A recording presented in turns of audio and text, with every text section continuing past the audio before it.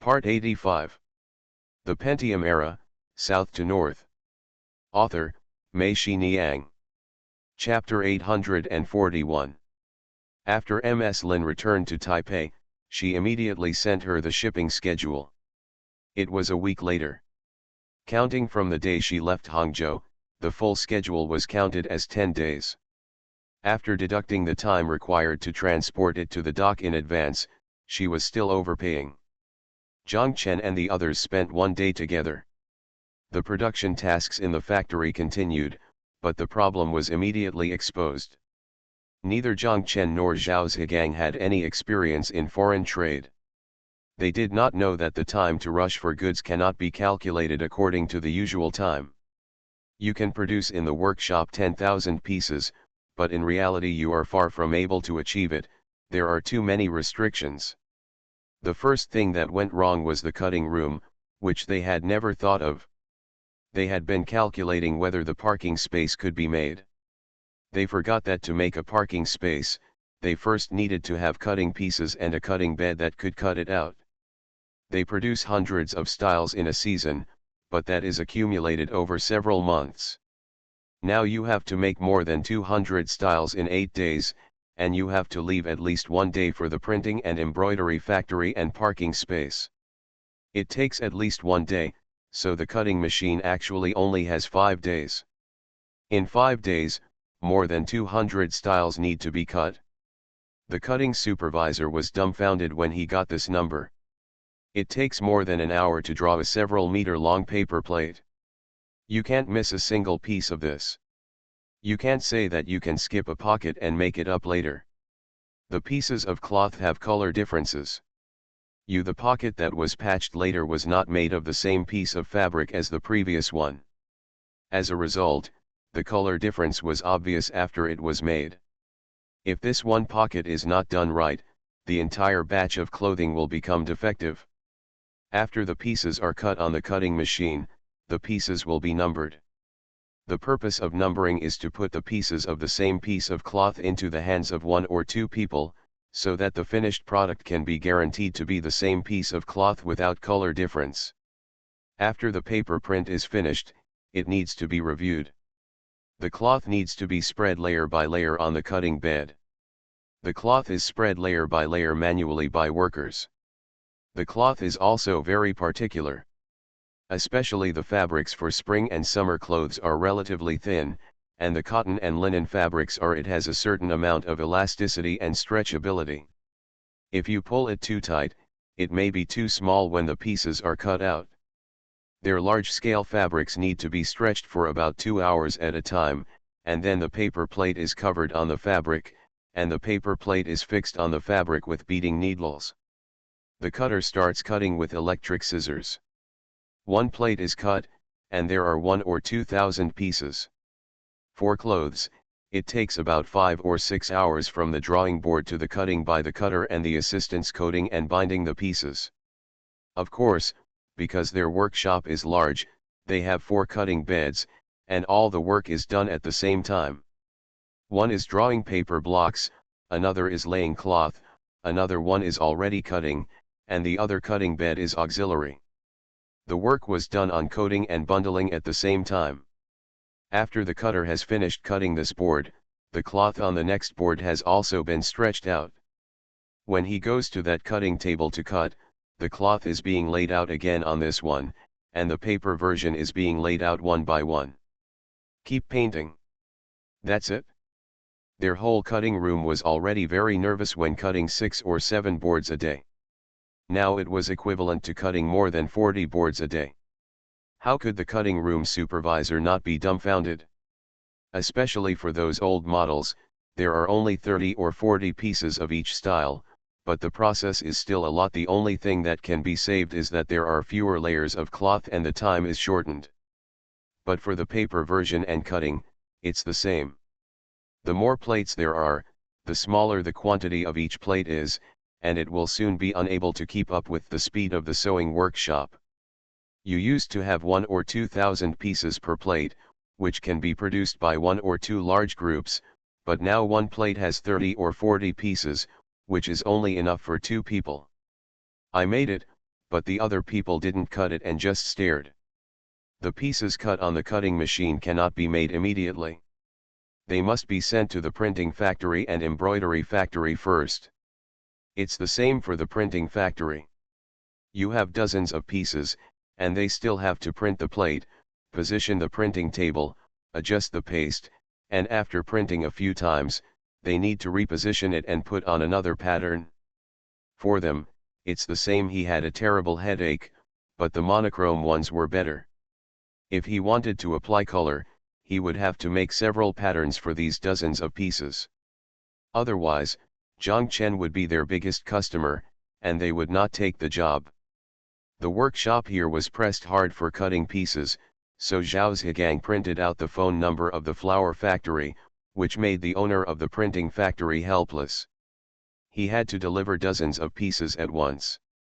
After delivering them, he returned to the factory and had to deliver them again. He came over and saw Zhang Chen was in the factory. He dared not speak out when he was angry, so he had to smile bitterly with Zhang Chen. "Boss Zhang, I am a delivery worker now and am on the road all day long." Zhang Chen could only ask him to smoke and told him that there was no other way under special circumstances. Almost every day, Zhang Chen went to the factory before the workers went to work and left in the early hours of the morning. Zhao Zhigang was already a little confused. He said he never expected that he would not be able to work this way. On the first day, their entire factory only produced more than 2,000 pieces of clothing. Most of the people in the sewing workshop were either waiting for cutting pieces, or waiting for printed and embroidered pieces. Everyone was doing nothing in the workshop, and they saw people going up and down the stairs. Many people simply went out to go shopping, or went back to the dormitory to wash clothes. Yes, go to the basketball court to play basketball. These are things that are prohibited during working hours, but Zhang Chen and Zhao Zhigang can only turn a blind eye. If you don't let them do these things, they are just sitting around in the workshop, so why not let them take advantage of them? At this time, I went to wash the clothes. Not only Zhao Zhigang was about to cry, but Zhang Chen also felt like crying. Only then did he realize that the same quantity had different meanings. These more than 50,000 items were not their usual more than 50,000 items, but 200. More than 50,000 pieces in various styles. Zhao Zhigang went to the cutting bed to draw paper blocks by himself. Zhao Zhilong was transferred from the sewing workshop to be a cutter because he knew how to use electric scissors. The 4 cutting beds were also given to the assistant workers, so that they could follow. The cutter's cutting table was used for cutting and binding at the same time. In this way, there were 2 cutting tables cutting at the same time, but even this was of no avail. Zhang Chen walked into the sewing workshop and his heart was completely cold. The original plan was for 3/4 of the lathes to work on Miss Lin's work, and 1/4 of the lathes to work on their own goods.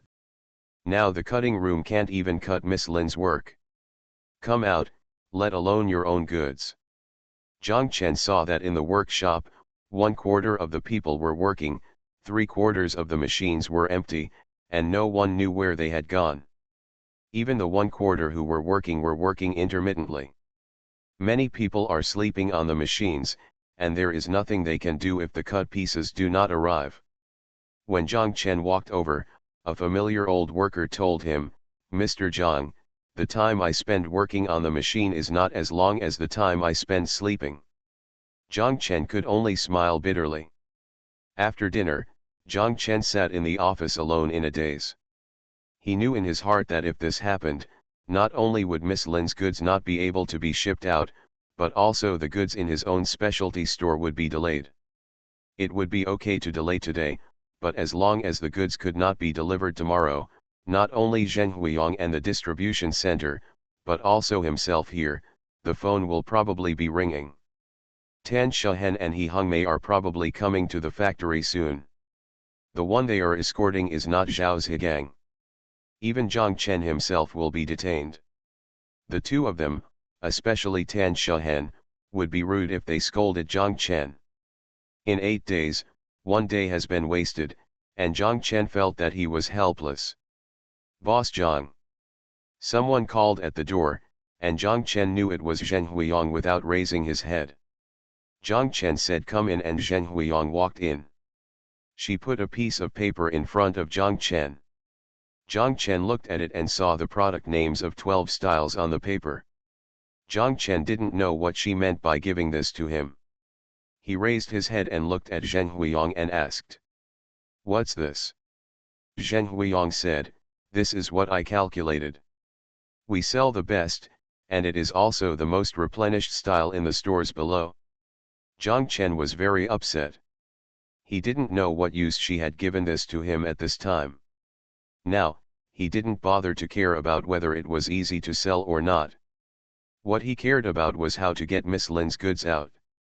"Mr. Zhang, I have a suggestion," Zheng Huiyang said. "You say." "I see that the workers are waiting for the pieces to be cut and have nothing to do. I wonder if we can cut these styles first and let the workers do it first." Zhang Chen smiled bitterly and said, "Ms. Lin's boat has already been booked. We are like this now. We don't know if we can get out. If we can get out, I will stop everything. At worst, we will sacrifice for a week's sales. We cannot lose this credibility." When Zhang Chen was talking, Zheng Huiyang kept looking at him quietly. When he finished, Zheng Huiyang said, "But this won't work, Mr. Zhang." Zhang Chen looked at her and asked, "What do you think it should be?" Zheng Huiyang said, "There are still 50,000 pieces missing from what Ms. Lin wants. If we make all her items in our workshop, we can make them in 4 days. But now the workers are waiting and have nothing to do. Our production capacity is equal to the original, not even a quarter. My idea is to let the cutting machine stop all of Miss Lin's work first." "You?" Zhang Chen almost blurted out, "Are you crazy?" But he still held it back and changed his words, "Keep talking. Now, not only are we being delayed, but the printing and embroidery factories we cooperate with are also being delayed, and they can't do the work. My idea is to stop all of Miss Lin's work and let the cutting machine do the cutting first. These 12 styles, and regardless of whether the customer has replenished the goods, they have not replenished them today. These styles will definitely be replenished tomorrow and the day after tomorrow. I have counted them. We increased the quantity of these 12 styles and asked the embroidery factory and printing factory to work overtime. In 3 days, 40,000 pieces were produced and kept there. In this way, in the next few days, as long as we replenish the goods below, we will have in stock. These 12 styles can be completed by the cutting table if we work overtime tonight and 1 day tomorrow. Starting from the day after tomorrow, the entire cutting table will start cutting Miss Lin's goods. In this way, when the workers finish making these 12 styles, there will already be a lot of Miss Lin's cutting pieces on the cutting table. All the workers in the sewing workshop can all make Miss Lin's goods, and the efficiency will be faster than now. A lot of. Zhang Chen's eyes lit up. This is really a humming way. In this way, it is really possible to drive out this batch of goods. Moreover, the best-selling styles in the specialty stores below can satisfy them, so they will not. There are so many opinions. This is really the best of both worlds. Great, Zheng Huiyang, how did you come up with this idea? Zhang Chen shouted. Zheng Huiyang smiled and said, I just used some statistical methods and then thought about how to use the same time more effectively. You are really a genius. Come on, go and figure out how much you should cut out of each of these 12 styles, and use your method, Zhang Chen said. I've already calculated it. The quantity is based on the previous sales, Mr. Zhang. Zheng Huiyang said quietly and took out another piece of paper. Thank you to the 10,000 Years White Vote Party, Baby Tin Soldiers, and On the Shore 131 for your rewards. Thank you to Xing Yunlia Shui Gaseng, Tai Shi Fang Hua, Smiling Running Y, Shi Fang Xian, Zheng Guang Ion Exchange Resin Ping, Cup Guy API, Sample Thieves, and Book Friends 201806210933222406 for your monthly votes. Thanks for all the votes and reading. I wish you all good health. The Pentium Era, South to North. Author, Mei-Shi Yang. Chapter 842. Zhang Chen arrived at the cutting room and found Zhao Zhigang. Zhao Zhigang was dejected and sitting on the cutting bed. Gu Ziyi was drawing patterns. He was too lazy to care about what other people in the cutting room were doing. He knew that it would be useless. Anyway, that was it. Zhang Chen walked over and patted his shoulder. He looked up at Zhang Chen, then lowered his head and continued drawing without saying a word. When Zhang Chen saw him like this, he was obviously beaten by today's mess. Lying down, Zhang Chen told him Zheng Huiyang's thoughts. Zhao Zhigang listened, stopped holding his hands, and sat upright. When Zhang Chen finished speaking, he suddenly laughed, looked at Zhang Chen and said, "After all, it's the boss who can think of such a clever way." Zhang Chen also smiled and told him that it was not his idea but Zheng Huiyang's. Zhao Zhigang nodded and said, "Then she can be the boss." They immediately took action. Zhao Zhigang climbed off the cutting bed and asked the cutting room supervisor and pattern maker to continue drawing Miss Lin's paper version, and asked the cutter not to stop and continue cutting the old styles that Miss Lin wanted. He and Zhang Chen put away the half-painted paper blocks on the cutting bed, carried the entire tube of floral paper to the cutting bed, spread it out, and found the 10 pieces of paper from the rows of shelves near the wall of the cutting room. Samples of 2 styles of craft paper. Their production, S, M, and L are all produced according to 1:2:1.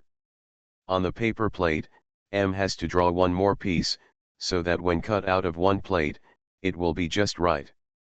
Zhang Chen and Zhao Zhigang selected 3 styles with the same fabric and the same production quantity, and mixed them together to make a set. This way, large and small pieces were interspersed, which not only saved fabric, but also cut them from one board. 3 styles, a total of 12. The set is complete. It took the 2 of them 40 minutes to draw out the paper version. After the length of the paper version was determined, another cutting bed was used to mark the length, and they immediately started laying out the cloth. Zhao Zhigang asked the cutter to continue with the original work. He spoke from below and called 3 assistants who had done this work before to come up to help. There were not many clothes coming out of the workshop today, and the people in the back office were rich. The 3 people began to draw the cloth layer by layer. Here, Zhang Chen and Zhao Zhigang began to draw the second paper version. Halfway through the painting, Zhang Chen remembered. He took out his mobile phone and gave it to Zhao Zhigang, asking him to call the boss of the printing factory immediately and inform him that cutting pieces would arrive later. He worked overtime even if he stayed up all night. Print it out for them, so that the workers will have work to do tomorrow. Zhao Zhilong felt that the 2 women who were doing the work were too slow, so he called a male assistant to replace them. He and the male assistant were almost at the cutting bed, trotting and pulling layer by layer. It took more than 2 hours and 320 floors were completed. Zhang Chen was worried that it was too thick and the cutting knife could not cut it.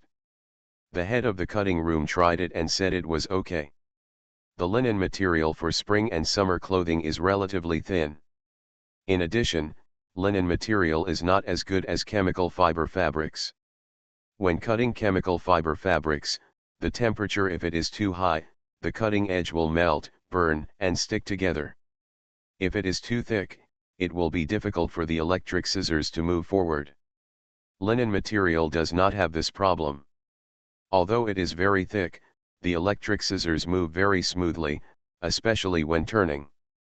While Zhao Zhilong and the others were still spreading the cloth, Zhang Chen and Zhao Zhigang had already drawn another piece of paper, and arranged for someone to start spreading the cloth on the other cutting bed. By the time Zhao Zhilong and the others had laid out the cloth on the bed, covered the paper version on the thick stack of cloth, and fixed the paper version with beading needles, the cutting room supervisor had already gone to the warehouse to get a new spare electric machine. With the scissors, the cutting room supervisor is at one end, the cutter is at the other end, and Zhao's Hailong cuts from the middle. The three of them cut at the same time. It only took more than half an hour to finish cutting this board. It was really gratifying to see the thick, neatly cut pieces like pieces of tofu. From this board alone, they cut out 3,800 pieces.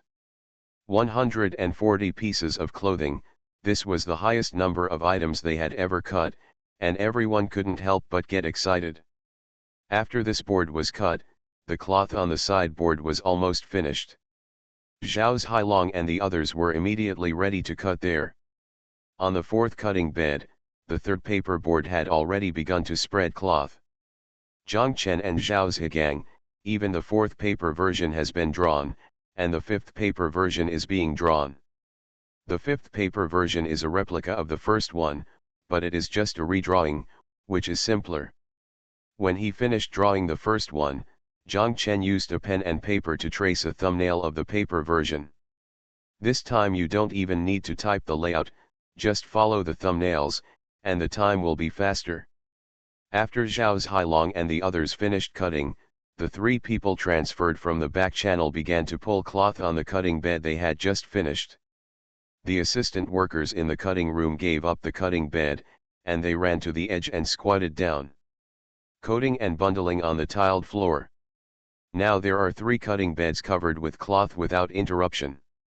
As long as one cutting bed becomes vacant, someone will immediately go up to spread the cloth. Later, when there were so many paper blocks drawn, Zhang Chen, Zhao's Higang and the printmakers simply moved them as well. Go to the ground and make drawings, use the cutting bed for the drawings, and let people spread the cloth. Kaidi and several other supervisors had nothing to do in the workshop upstairs. After eating, they also ran to the cutting room to help. They immediately followed Zhang Chen and others to spread the cloth on the cutting bed. Zhao's Higang had already informed the sewing workshop that they would be closed today, but at 11 o'clock in the evening, when the first panel was cut out, there were 2 styles that needed to be printed. The cut pieces were sent to the printing factory, and the linen trousers that did not need to be printed were soon available. They were snatched away by 2 supervisors. They said that their group didn't get any work today, and the workers below were scolding them. Upstairs, the sound of machinery sounded again. Even the old models that the tailoring supervisor and the others had cut out and that Ms. Lin needed were also taken away and made. Zhang Chen couldn't help but breathe a sigh of relief when he saw that he could cut out more than 40,000 sets of 12 styles in one night. Thinking again, the goods that Miss Lin needed in the past 3 days have not actually stopped production, because Miss Lin has also selected these 12 styles. These more than 40,000 piece sets include the 5 items that Miss Lin needs. With more than 1,000 sets, Zhang Chen couldn't help but feel that there was great hope. They worked until about 6 o'clock in the morning and finished cutting the last board. The cutting pieces that should be distributed to the workshop were also distributed to the workshop. The cutting pieces that should be sent to the printing factory for printing were also sent to the printing factory for embroidery. The factory owner also drove his car to take away the pieces that needed to be embroidered. In their factory, they work overtime until early morning every day and get off work late. Except for a few people in the office, no workers get up to have breakfast in the morning. They usually have to wait until lunch before getting up, so the employee canteen is simply closed. Make breakfast and make late-night snacks a main meal. Zhang Chen took all 20 or so people to Sanbeo Street, where 2 breakfast restaurants and a noodle shop were full at once. Zhang Chen asked them to order whatever they wanted, and finally he would settle the accounts. After breakfast, people relaxed, and when Zhang Chen drove home again, he felt that he probably had to bend down and sit on the ground for too long. His whole body was sore and his back was sore. He couldn't even press the accelerator and clutch with his feet. He moved, and his eyelids fell heavily. He tried hard to open his eyes wide, but it was useless. The eyelids seemed to be no longer his own, and he seemed to be hypnotized, just wanting to sleep. When passing the gas station in front, Zhang Chen had to drive in, parked in the open space next to him, turned off the car, put his chair back, and fell asleep. Zhang Chen was woken up by the ringtone of Big Brother. He opened his sleepy eyes and looked outside. He was surprised and didn't know where he was.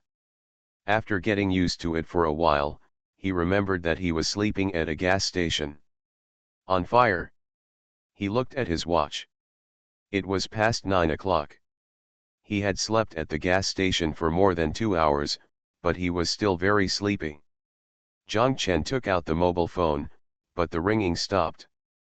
He waited for a moment, and when the mobile phone rang again, he picked up the phone.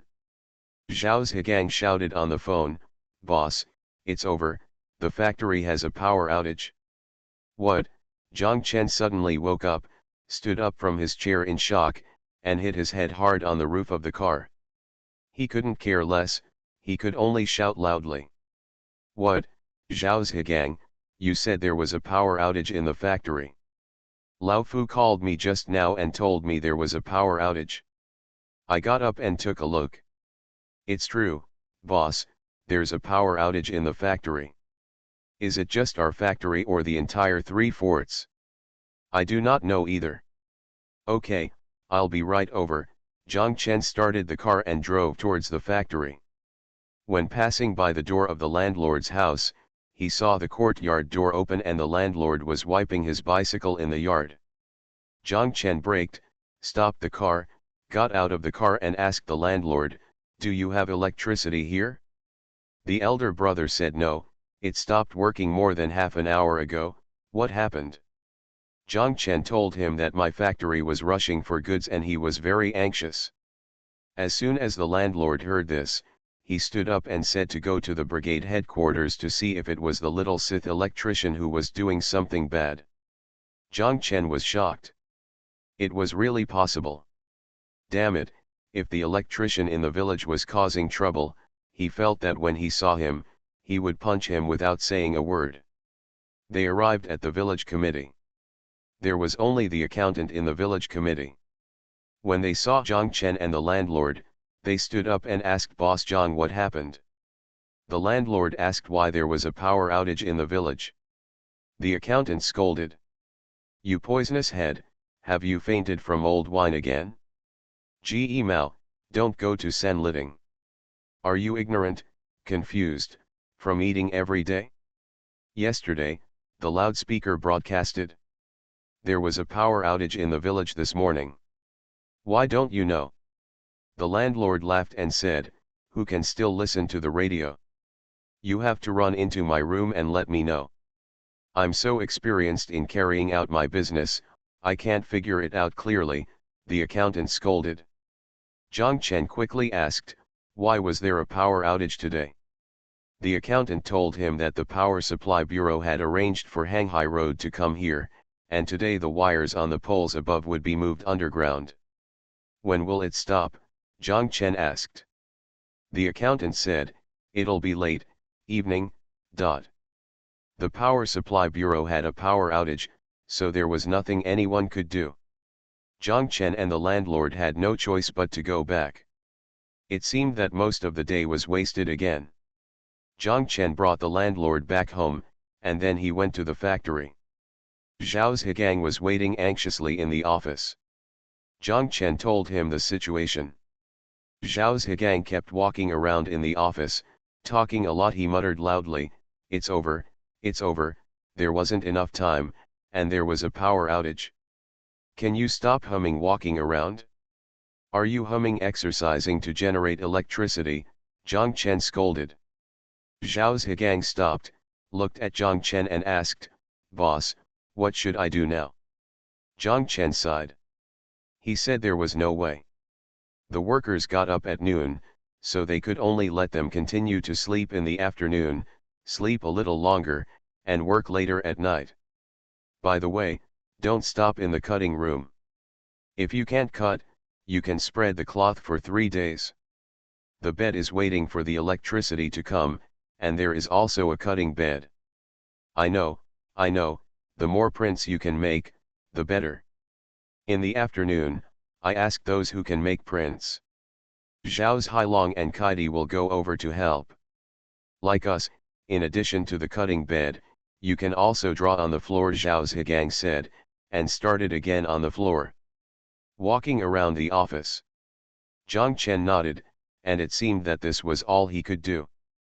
You go and sleep for a few more hours, Zhang Chen and Zhao Zhigang said.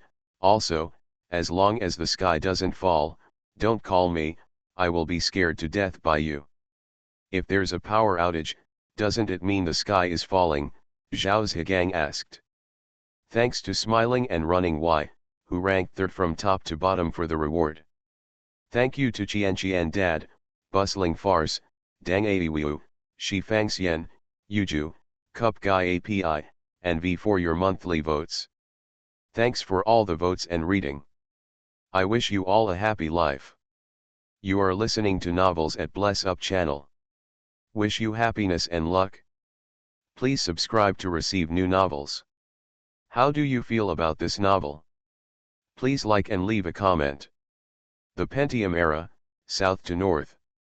Author, Mei Xiniang. Chapter 843.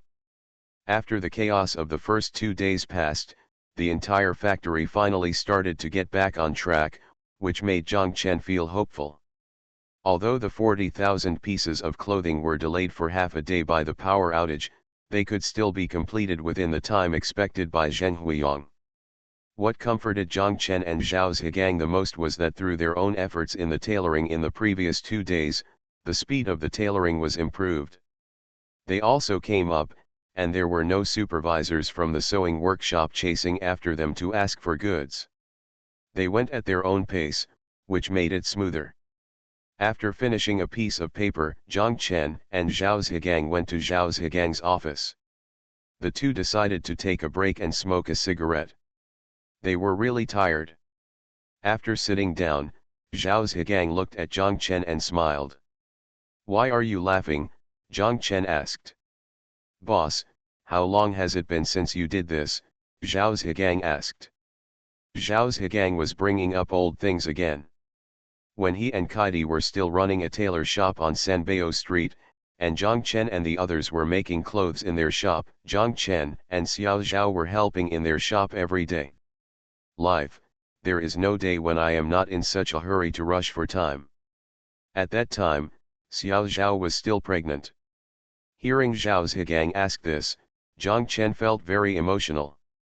He did the math himself and told Zhao Zhigang that it seemed that he had never worked like this since he moved here. Zhang Chen thought about it and cursed, I was always busy when I was in your store, and I was exploited by you every day.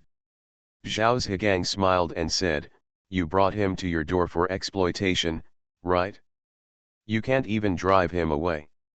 The phone on the table rang, Zhao Zhigang pressed the speakerphone, and the voice of the backend supervisor came from the phone. Director Zhao, that product is packed, where should I put it? Zhao Zhigang scolded, you don't even know where you put the goods. Where did you put them? It turns out that they go directly to the distribution center for storage. Then you also go to the warehouse now. Well, the goods going to Taiwan also go to the distribution center for storage, asked the supervisor at the back. Zhang Chen and Zhao Zhigang were shocked. They thought of a problem almost at the same time. They had only been focusing on the cutting bed for the past 2 days, and they had even forgotten to order the cartons. The ones that came out yesterday were all old models. After they came out, they were sent to the warehouse to match the numbers with the original inventory. However, the original inventory had not changed the tags yet, so there was no packing problem. The new models that came out today must be packed. Boxes, but now even the boxes have not been ordered. A carton factory is no better than a printing factory, because each customer has different requirements for the material and specifications of the cartons. They all order cardboard after receiving the order, and then start production after the cardboard arrives. According to the past time, it usually takes 7 to 10 days for the carton to be delivered after the order is placed. If this situation is followed, even if Zhang Chen and the others order the carton as soon as possible, the time is already very tight, let alone they are delayed again. 2 days. Zhao Zhigang hurriedly told the backend supervisor, "This does not need to be sent to the distribution center. You put it aside for now. I will come over and talk about it later." After hanging up the phone, without Zhang Chen's instructions, Zhao Zhigang immediately called the carton factory, but it was almost 11 o'clock in the evening. Where was the carton factory? Zhao Zhigang detained the boss of the carton factory. Putting down the phone, Zhao Zhigang asked Zhang Chen, "Do you have the specifications of the carton?" Zhang Chen was dumbfounded. He had completely forgotten about the cartons. How could he remember to calculate the specifications? Not only did he not know how to calculate the specifications, he didn't even know the internal dimensions of a 40-foot container or how many cartons it could hold. Zhang Chen hurriedly called Xiao Zhao and asked her if the freight forwarder had provided the size. Xiao Zhao said no, and there was no one at the freight forwarder now. It would not be good to deduct the goods so late. Zhang Chen said, "Okay, I'll call Brother Lu and ask, he should be in the arena now." Zhang Chen called the bowling alley. As expected, Han Emperor Lu Bang was in the alley. Zhang Chen told him the matter and he asked, "Tall cabinet or short cabinet?" "Brother Lu, what are the high cabinets and low cabinets?" Zhang Chen was puzzled.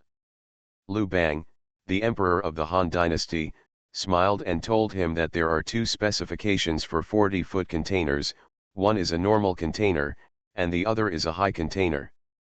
The height is higher than the normal container and can hold 10 more cubic meters than the normal container. Goods. Zhang Chen said, "I don't know either, I just know it's a 40-foot cabinet." "It doesn't matter, little brother, clothing is a throwaway item. There is no issue of weight. The main problem is volume." Lu Bang, the emperor of the Han dynasty, said, "Wait a minute, let me look it up. I wrote it down in a book. The specifications of containers are the same all over the world of." Zhang Chen quickly said, "Okay, I'll wait." After a while, the voice of Lu Bang, the founder of Han dynasty, rang on the phone. "I found it, little brother, please take a note and take a note. Here, I will give you the dimensions of the two cabinets. You can calculate it carefully. What is the size, whether it's a high cabinet or an ordinary cabinet, I'll check with A1 tomorrow. If we need a high cabinet, and A1 ordered an ordinary cabinet, let her change it. It's not too late now." Zhang Chen said, "Okay, thank you Brother Lu, I understand. Brother, remember the length, width, and height. The short cabinet is 12.032. Remember it, Brother Lu, I'll report it again." "Good." Zhang Chen reported it once, and Lu Bang, the emperor of the Han dynasty, said it was correct and told him again, "Remember, little brother, you must confirm with Awan tomorrow what cabinet it is." Zhang Chen said, "Okay." After hanging up the phone, the boss of the carton factory had not called back. Zhang Chen and Zhao Zhigang said, "Ignore him and let's go and calculate the size of the carton first." They usually ship goods in woven bags and plastic bags, and rarely use cartons. The cartons are still used to return so many clothes in the warehouse. They need to be boxed for easy storage, and they only order a few times a year. The two people first went to the warehouse and took 2 empty cartons, then went to the back aisle and tried packing them. Only then did they get the required carton size. When they returned to the office, Zhao Zhigang asked the carton factory owner again, and Zhang Chen took the calculation. The computer is counting cartons. After the calculation, 3 specifications are needed, totaling 1,165 cartons. Zhang Chen took a pen and paper and first drew 2 cubes on the paper, representing 2 containers. Then he used a pencil to arrange the boxes horizontally and vertically inside. He first calculated the number of boxes in each row, and then calculated how many rows could be placed in total. The result of the calculation is that the short cabinet cannot fit in it, and it must be a high cabinet. After finishing counting the cartons, the boss of the carton factory had not called back yet. Zhang Chen and Zhao Zhigang became anxious again. Zhang Chen asked, "Do you know where his factory is?" "I know, it's at the 9 forts," Zhao Zhigang said. "Does he live in the factory?" Zhang Chen asked. Zhao Zhigang shook his head. He said, "I don't deal with this person often, how could I know?" Zhang Chen said, "Let's go to his factory and have a look." Zhao Zhigang stood up. Zhang Chen took out his mobile phone and asked Zhao Zhigang to use the phone to call the carton factory owner. Zhao Zhigang understood that this was because he was afraid that when he called back, there would be no one in the office and he could go back to the mobile phone directly. They arrived at Jubeo. At that time, Jubeo was a gathering place for foreigners. The street lights were dim and there were rental houses built haphazardly on both sides of the road, making the already narrow road appear even narrower. Zhao Zhigang had only been here once, and he still had some vague memories. He remembered that the carton factory was already outside Jubeo village, near a pond, and there was a solitary simple house made of colored steel tiles. The first time, Zhang Chen drove in according to the road pointed by Zhao Zhigang. It turned out to be a dead-end road. There was no way to turn around in it, so he had to carefully turn it out and drive forward. Zhao Zhigang pointed to an alley on the right and said, "Here, go in here, go in. I remember this electric pole at the intersection, yes, it's so crooked." Zhang Chen scolded, "Damn you, this is a carton factory. You can only use two-wheeled vehicles on this road. The carton factory is here, how do you transport the cartons out?" Zhao Zhigang said, "Oh, it made sense after thinking about it." Driving further, there was another alley. Zhang Chen smiled and said, "This electric pole is also crooked like this, isn't it here?" Zhao Zhigang looked at it and cursed, "This damn place can't even bury a telegraph pole straight. Do you think it will be okay? Our 3 forts are better." They wandered around Jubeo for more than half an hour, and finally found the carton factory. The factory was completely dark, and there wasn't even a reception room. 2 people were banging on the iron door, but no one woke anyone up. It woke up all the dogs around and started barking wildly.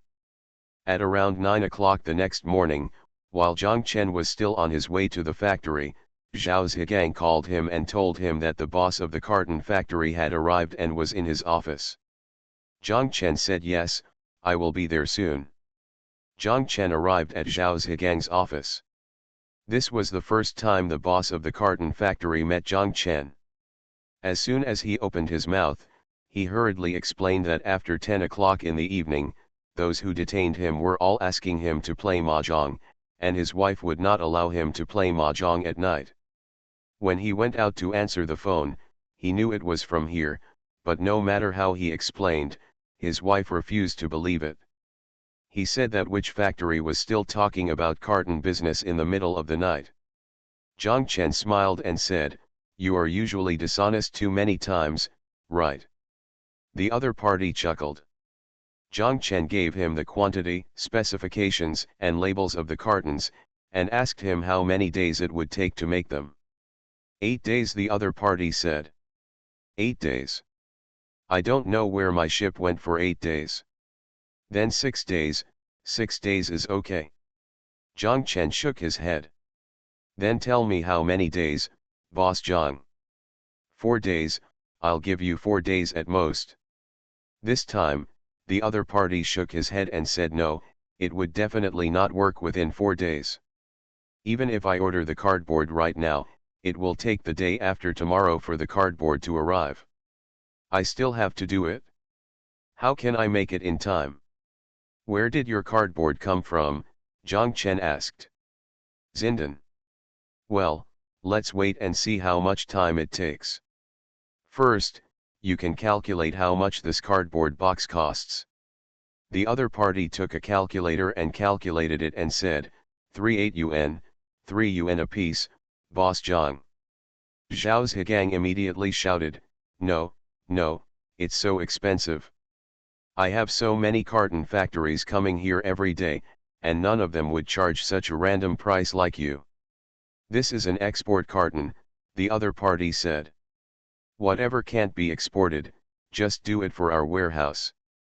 The other party looked at Zhang Chen, who said yes, we don't need commodity inspection. Okay, okay, I'll give you 3.5 yuan each, the other party said to Zhao Zhigang. Zhao Zhigang probably thought that the price was about the same, so he stopped ringing. Zhang Chen said, let's talk about the time now. The other party said, there is really no choice about time. 6 days are already very tight. Zhang Chen said, isn't your cardboard made in Xinden? 1.5 hours is enough from Hangcheng to Xinden. If you leave here now, take the bus to Xinden. If you go, they will definitely give you production first. Yes, wouldn't it be nice if you came back with the cardboard tomorrow? In this way, wouldn't it be ready in 4 days? I'll give you a cardboard box plus 50 cents, so $4 a piece, okay. As soon as the other party heard this, he stood up and said with a smile, this is okay, I will go to Xinden now. He took the specifications and label of the carton and went out excitedly. After he left, Zhao Zhigang looked at Zhang Chen and said, for more than 500 yuan, a trip to Xinden is a good deal. Zhang Chen laughed and said, where did he go to Xinden?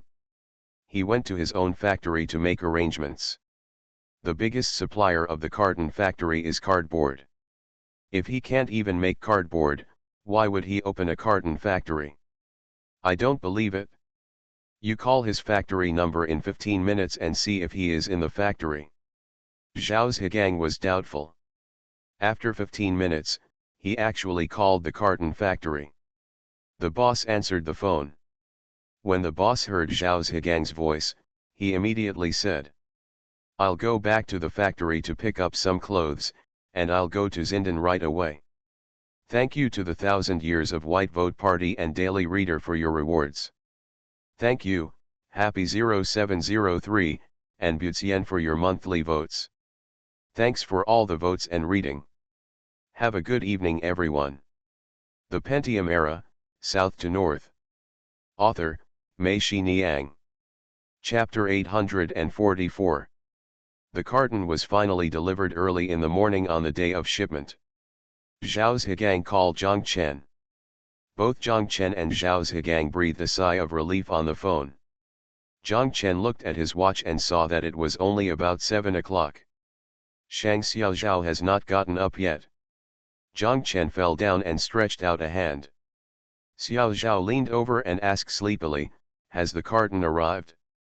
Zhang Chen said Xiaozhao stretched out her hand, patted his chest twice, and told him to sleep peacefully.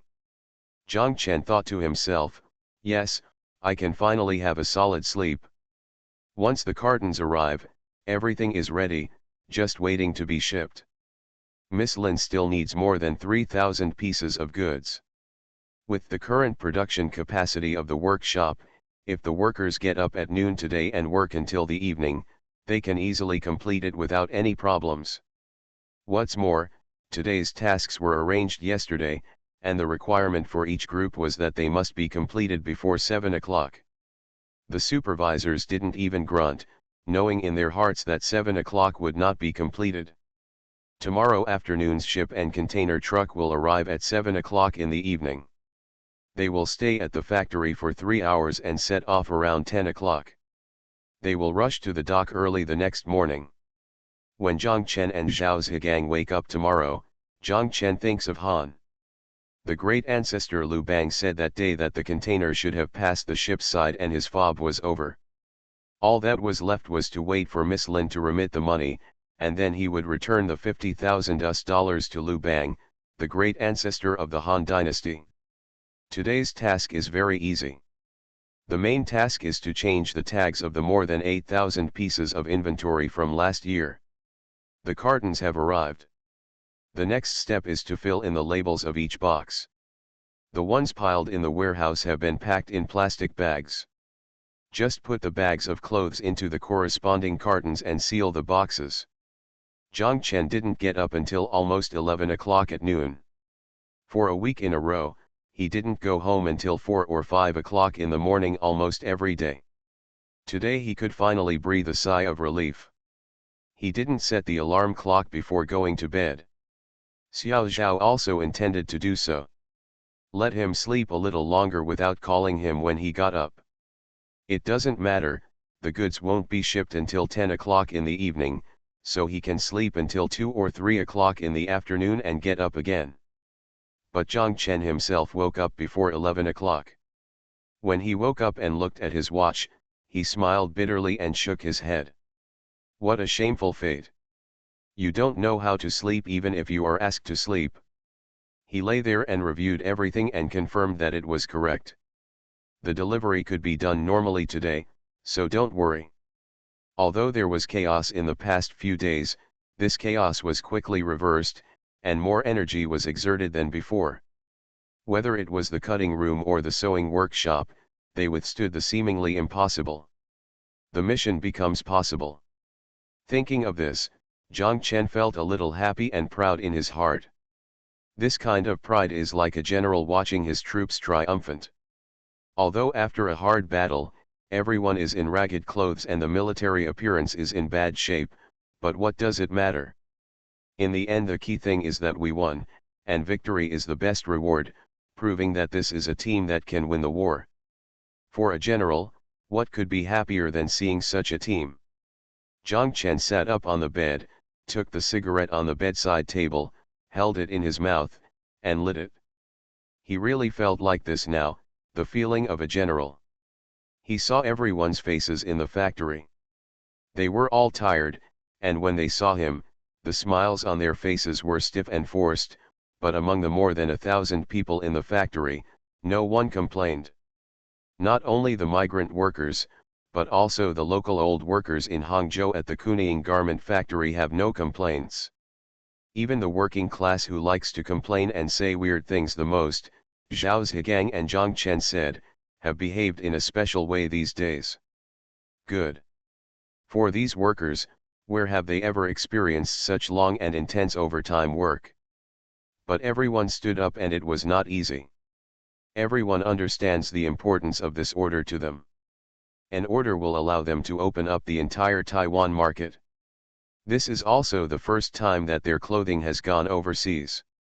Those young female lathes in the parking spaces will think about what Taipei is like when they are working, and which Taiwanese girl will wear the clothes they made, and what kind of Taiwanese girl will she wear when she walks under the sky of Taipei. What a scene! The speakers in the workshop are controlled and played by Zheng Huiyang. This little girl seems to have a glimpse of everyone's thoughts. In the past few days, she specially selected a CD by Meng Tinggui. From time to time, she also plays the single Go to Taipei to Watch the Rain in Winter on a loop. This song. Even middle-aged women like Liang Fen and the others are already familiar with this song. When the song first begins, the workers in the workshop will start humming along with the song. When the song comes, it's still sky, it's still raining, it's still raining / the city, I no longer familiar / I'm still me, you're still you / it's just one more winter, the entire workshop became a chorus. The harmonious singing dispersed all the fatigue and sleepiness. There was only one thought in everyone's mind, and that was to do it again. Zhang Chen had to admire the little girl Zheng Huiyang again. How thoughtful and detailed was her thinking in that noisy head.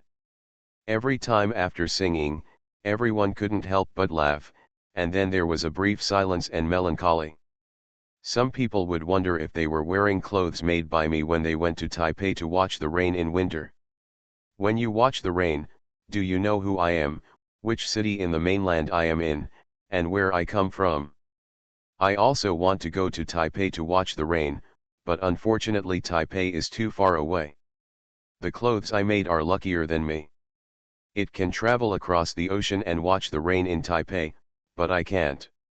In the past few days, this song has been buzzing throughout the factory. In the cutting room, in the back aisle of the workshop, and in the employee canteen, everyone is humming this song. Even the chief executive, Fu, was scraping with a knife by the tap water pool. Holding a large pot of pig hair from pig's trotters, he also hummed, "Come to Taipei to watch the rain in winter, Don't cry in a foreign land. What made Zhang Chen even more gratified was that he could clearly feel that the distance between himself and the workers, especially the new workers, had become closer. When he was walking in the factory and eating in the employee canteen, he smiled at him and took the initiative to talk to him. He said that the number of people who are kind to Mr. Zhang has increased significantly. Zhang Chen feels like Wu Qi. When you are busy, I am also busy.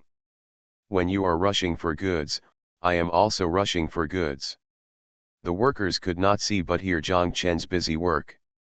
Every move he made in the cutting room would be heard by every worker through the supervisors who came in and out of the cutting room. When workers go to work in the workshop upstairs, when they pass by the door of the cutting room and look inside, they can always see Zhang Chen, like a shrimp, hunched over the cutting bed. You know that your boss is working and working overtime just like you. This is probably why even the working class has no complaints. When everyone else is busy, it is very annoying for you to be muttering by yourself. Yes, no one is a fool, anyone should be able to feel it. Zhang Chen took a puff of cigarette. He felt that being Wu Qi felt good, better than being Wang Yao. When the whole factory is busy, what's the point of sitting alone in the office? It means that everyone else needs to be busy, only don't you need it? Then why are others busy? When all the soldiers are defeated and dispersed, and they really would rather see the king of hell than touch Lao Wang, you are a loner in the command room, and it is useless. In the end, aren't you going to be a prisoner? Zhang Chen felt that he would rather be Wu Qi than Wang Yao. After smoking a cigarette, Zhang Chen decided to get up. When he got up, he took a shower and changed clothes. He didn't have to be as busy today as he had in the past few days.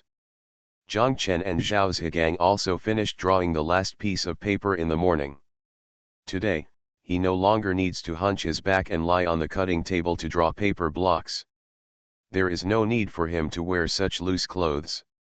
What he has to do today is to act like a boss again, looking around and looking around, which is better than sitting in a garden. Stroll. Zhang Chen went downstairs and went to his parents' place. From a distance, he saw his father leading Xiang Nan to the north at the door of the house, watering the flowers.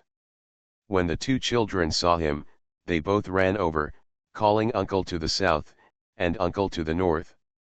Xiangnan stopped, turned around, pointed at Zhang Xiangbei and said, "Don't scream." Zhang Xiangbei said "Oh," closed his mouth tightly, looked at Xiangnan, and Xiangnan told him to call him daddy. Zhang Xiangbei blinked slyly, and called Xiangnan dad. "Idiot, you didn't call me, you called him uncle and dad," Xiangnan cursed. Xiangbei said "Oh" again, turned around and shouted to Zhang Chen, "Uncle and dad." After shouting, he made a face at Zhang Chen. Xiangnan was so angry that he tried to twist his mouth. Zhang Xiangbei ran away, shouting, "Uncle dad, dad uncle, haha." Zhang Chen and his father laughed. They both shook their heads. Zhang Chen called to Xiangbei, "Zhang Xiangbei, come here and let dad hug you." Zhang Xiangbei shouted from a distance, "No, you haven't even shaved." Zhang Chen touched his chin. It was true that he had taken a shower and changed clothes, but he had forgotten to shave. Zhang Chen continued to call, "Xiang Nan, kiss uncle." Xiang Nan walked over, Zhang Chen knelt down, put one side of his face close to her, and kissed Xiang Nan. Zhang Chen reached out and touched her head with a smile. Zhang Chen's mother came out and asked, "Eat at home?" "No, I'll go to the company first and then the factory," Zhang Chen said, waved to Xiangnan and Xiangbei, and called to Xiangnan, "Goodbye uncle." Xiangbei also shouted, "Uncle, father, uncle, goodbye." The man was still standing far away, but he couldn't come over. Zhang Chen raised his right hand, made a gun with his fingers, and aimed at him. Zhang Xiangbei shouted "Bah!" Zhang Chen staggered a few steps and walked away, heading south and toward the north. Bei laughed and said to Bei, He hit himself again, sister, look, he hit himself again. Zhang Chen arrived at the office on Stadium Road. Xiao Zhao and He Hongmei walked in. Xiao Zhao asked, why don't you sleep a little longer? I couldn't sleep, so I got up, Zhang Chen said. How about eating here and then going to the factory? Zhang Chen said yes. Xiao Zhao and He Hongmei went down to get food. The three of them finished eating at the small conference table in Zhang Chen's office. Zhang Chen said he was going to the factory. I'll go with you, Xiao Zhao said. It was his first shipment today. Of course, Xiao Zhao was a little excited and wanted to go and have a look. Zhang Chen agreed. I'll go too. I haven't seen what it's like inside a container. I must go and have a look, He Hongmei said. I'll lock you in a container, let you see all you want, and send it directly to Taipei with the goods, Zhang Chen said with a smile. Thank you, Mr. Zhang. He Hongmei continued to imitate Miss Lin's tone and said, please, Mr. Zhang, I heard that the factory canteen has delicious food in the evening, right? Xiao Zhao and Zhang Chen laughed wildly. Let's go, Zhang Chen said, I'll take you to see the Plucked Pig's Trotters version of Come to Taipei to Watch the Rain in Winter by Master Fu. Thank you for the rewards from Tin Soldier, On the Shore 131, and I don't even know who asked. Thank you to Westlake Bull Riding, Cup Guy API, Firewood Collectors, and Way ZI for your 99,999 monthly votes. Thanks for all the votes and reading. I wish you all good health. The Pentium Era, South to North. Author, Mei-Shi Niang. Chapter 845. Zhang Chen and the three of them arrived at the factory, but they were shocked to find that the factory was in a mess. There was no problem in the cutting room, everything that needed to be cut had been cut, and there was no problem in the sewing workshop. Today's task could basically be completed, but at this last moment, there was a problem in the last link. The cutting room was tense a few days ago. Zhao Zhigang sent people from the back office to the cutting room. The manpower at the back office was actually very tight, but it was still manageable. There were more than 900 workers in the sewing workshop working intensively every day, making more than 10,000 pieces. For each piece of clothing, more than 40 people followed them closely to keyhole, button, press, hang tags and package them. It's just that the clothes that are made in the workshop every day are also finished every day in the backend, and all the goods are put into storage. No one feels that there will be any problems in the backend, but they have forgotten one of the most critical things. This time and the past it's different. In the past, after their clothes were packaged, sent to the distribution center, and put into the warehouse, all the back-end work was completed.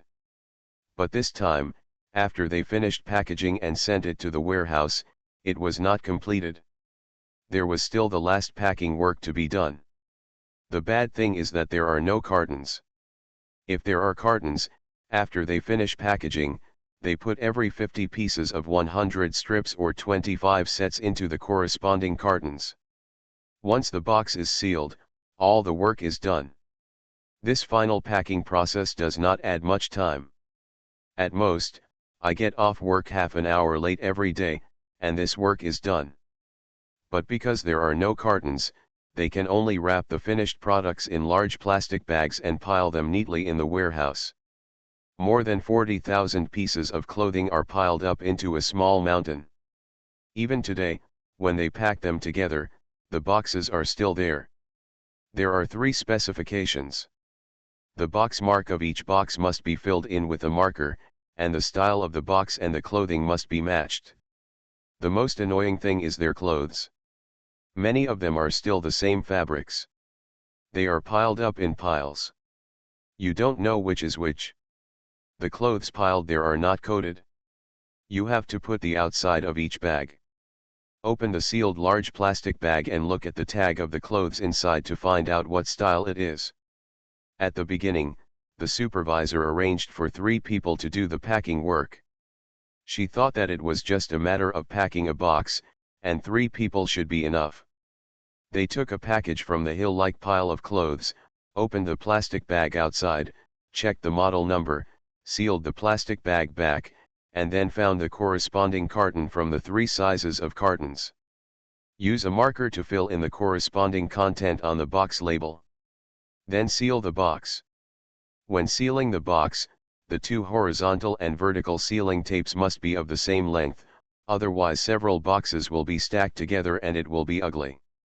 This alone will stump a few behind the scenes. I have never done the job of sealing boxes before. With the tape in my hand, I don't seem to be very obedient. After the box is sealed, put the whole package of clothes in, and then you still need to seal the box, 2 horizontally and 1 vertically. The sealing tapes still need to be the same length, otherwise you will have the same white hair down there. The most time-consuming thing is to fill in the box mark, because it contains the gross and net weights, and the gross and net weights of each style are different. They have to find the style from the more than 200 styles on several pages, and then put the following: the recorded gross and net data must be filled in again, which takes time to find and fill in. The 3 people worked for an hour. Later, the supervisor came over to take a look and sealed less than 20 boxes.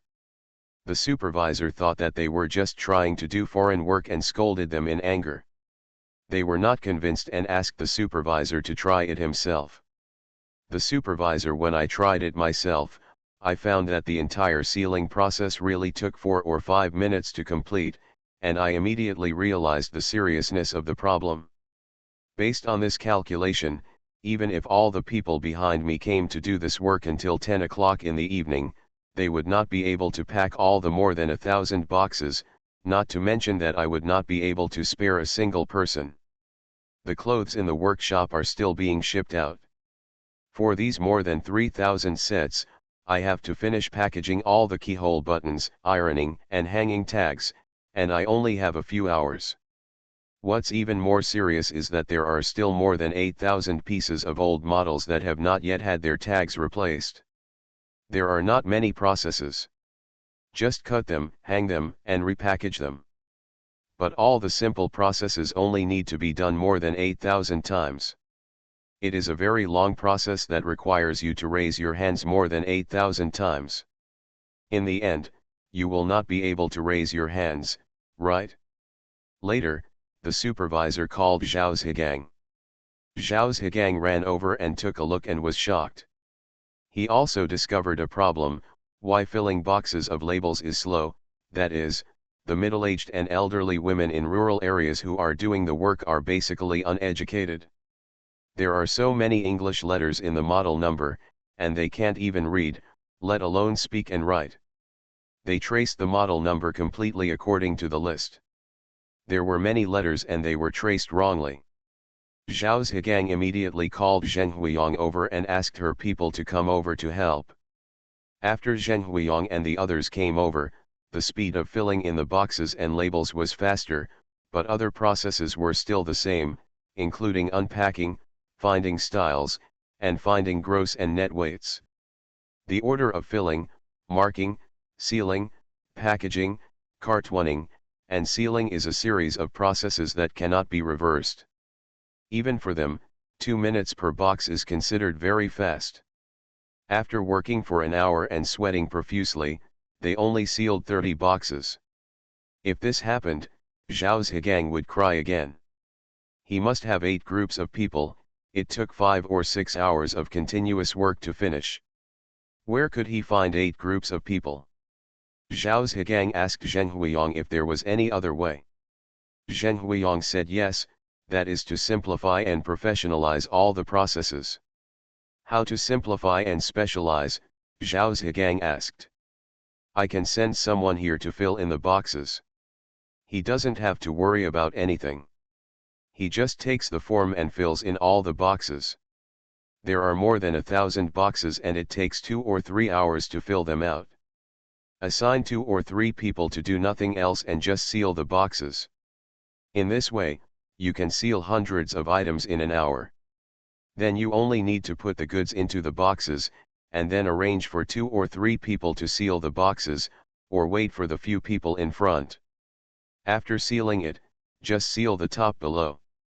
After Zheng Huiyong finished speaking, Zhao Zhigang nodded, yes, you are really a genius, but tell me, with the filled-in box, how do you find the style among the clothes in the pile? Crawling in like a mouse? Or take a bag of clothes and go to more than 1,000 cartons to find the carton that belongs to it? Zheng Huiyong was asked. When Zhang Chen and the others arrived, Zhao Zhigang, Zheng Huiyong and the others were stumped by this problem. Zhang Chen thought for a while and said he had a way. Zheng Huiyong's plan was right and the fastest. He Hongmei would have to fill in all the box labels. Zheng Huiyong, is your distribution center the most familiar with all the products? Basically, can you tell the difference by looking at the tag inside without opening the big plastic bag? Zheng Huiyong said yes, and Xiao Zhao said, so can I take stock at the distribution center every day. Zhang Chen said okay, then, He Hongmei, you go fill in the box labels, Zheng Huiyong, you and Xiao Zhao go to the basketball court, and based on this table, find a place for each of the more than 200 styles, just click on the front of the table, arrange the serial numbers in order and write the serial numbers on the ground. Others, go and seal the boxes. If He Hongmei writes them by serial number, it must be like 15 numbers per number. Once you finish writing, you will seal one number each. After sealing, you will be responsible for taking the empty boxes to the stadium to respond. The serial numbers are arranged one by one. Zhao Zhigang, take a few people from the cutting bed and move the bags of clothes out of the warehouse and let Xiao Zhao and Zheng Huiyong identify them. They can tell them at a glance. Tell him the number, and he will go to the stadium to find the number. That place, if there is a box, put it directly in the box. If there is no box, put it on the ground. Seal the front of the box and seal it on the court. Everyone thinks this method is very good, and it may be the fastest method at the moment. Everyone immediately took action, and the huge basketball court was gradually filled with boxes of goods and cartons. At this time, the sky gradually darkened, and the lights on the top of the court turned on, illuminating the people on the court. People are as busy as ants. Zhang Chen looked at his watch. It was already past 5 o'clock. The container truck could drive in from outside the factory at any time.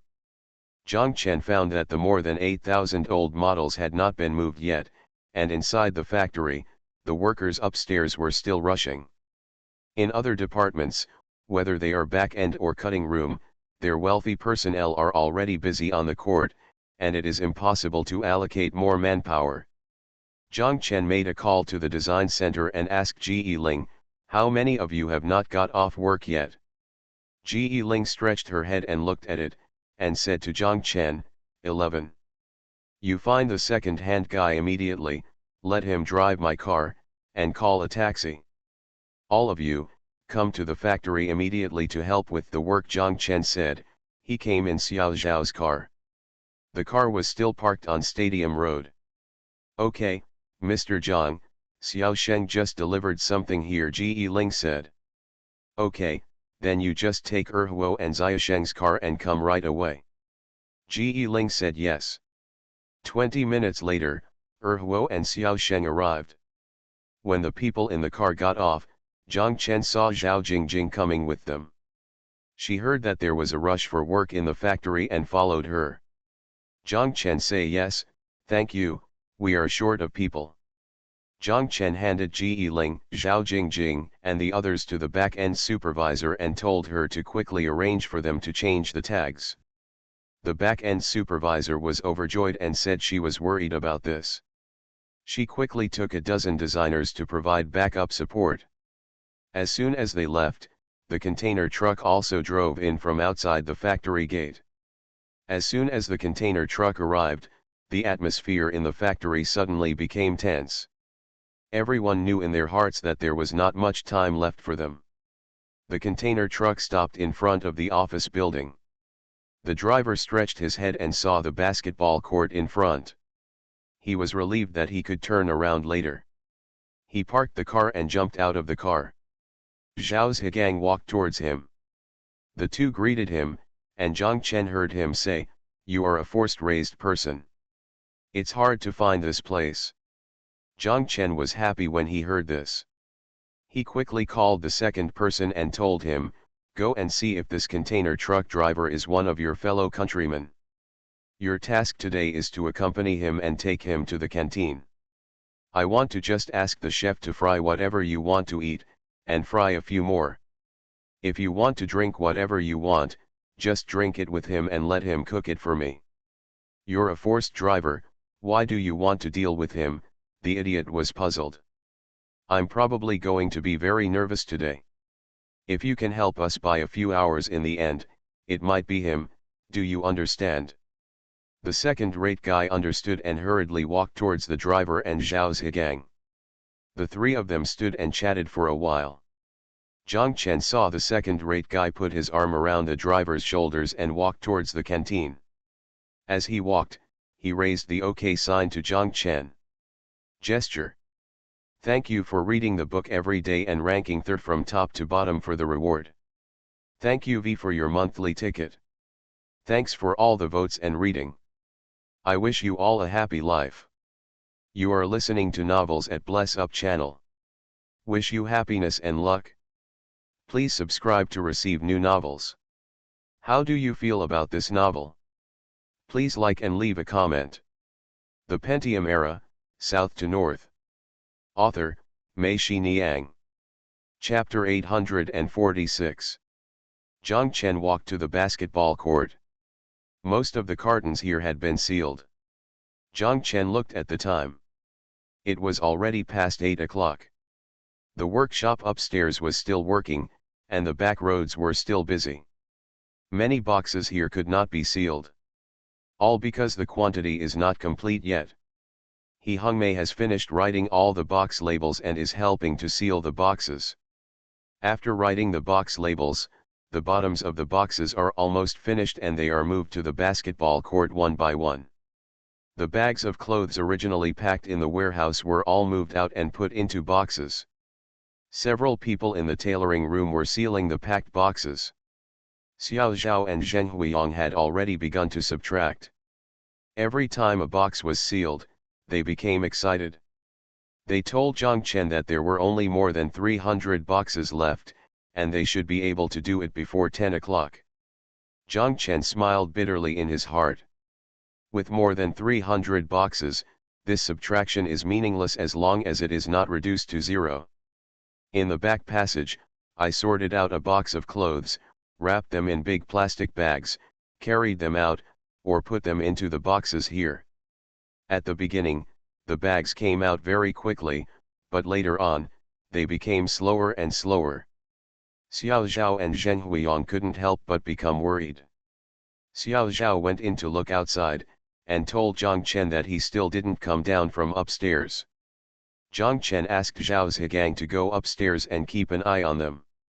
He said, "I'm here, you go up and keep an eye on them and tell them to hurry up."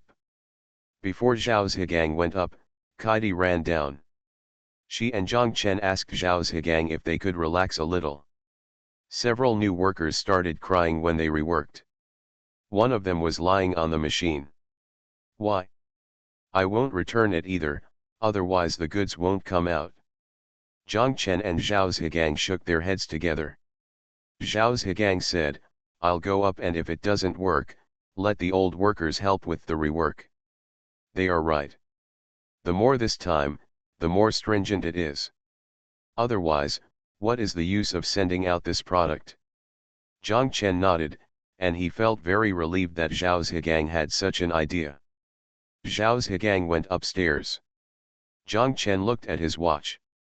It was already 9 o'clock. Why the hell did time fly by so fast? The driver and the second-hand guy came out of the canteen. The driver got in the car and drove it until it stopped in front of the basketball court. He stuck his head out of the cab and shouted, "Can you move the things in front? I can reverse the car and load it." The things in front were definitely not allowed to be moved. Zhang Chen told the driver that he should just park the car and wait until the car was loaded before unloading. "It's up to you," You idiots. I also said that you can turn it upside down so that you can pretend better. The goods are all here. Thank you, Zhang Chen said, it's not heavy anyway, so I'll just run for a while. The driver got out of the car, opened the door of the container, looked at his watch, and told Zhang Chen that they could load it. It would take an hour to load a high container. Damn it, I have to leave at 10 o'clock. Now it's 9 o'clock. Zhang Chen winked at the second-rate guy. The second-rate guy understood and told the driver, let's go, let them pretend here, they're forced to do it. Let's go back and continue eating and watching TV. The driver smiled and said, you are still eating, you are so forced, your stomach is about to explode. You have to eat until you drive. You don't have to eat late-night snacks on the way. The driver was right when he thought about it. This factory was interesting and welcoming, and this fellow was also very interesting. The two of them went back to the canteen. Zhang Chen looked at the piles of sealed cartons. These can indeed be loaded into the car first, but where is the person loading the car? Who should install it? Everyone is busy now. Who has time to install the car except myself? Zhang Chen regretted very much at this time. Why didn't he think about loading the truck in the afternoon? Otherwise, he could have called Hagen and asked him to arrange for several security guards from the market to come to the factory in the evening to help load the truck. Zhang Chen thought for a while and decided to call Hagen and ask him to go to the dormitory now and find as many as he could find. Zhang Chen was already a little timid. Why was everything about this job better than he expected? It's more time-consuming and why it's always endless. The driver told himself that it would take an hour to load the truck. He had loaded stages before, and loaded sets and theater boxes on tractors and large trucks, but he had never loaded containers. He had no experience in this area, only the driver did, he said.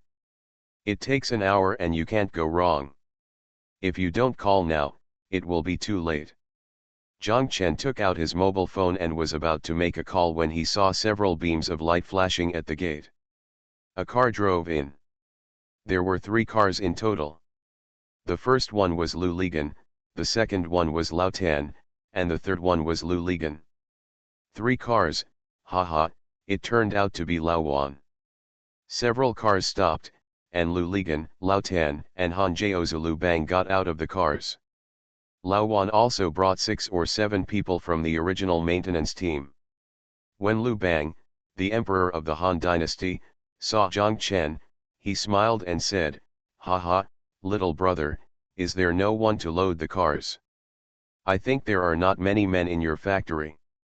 If you ship the goods today, there must be a shortage of people to load the cars. Let Xiao Lu bring someone over. Lu Ligan scolded, Zhang Chen, you humming didn't even say a word if you were short of people. I have hundreds of people there.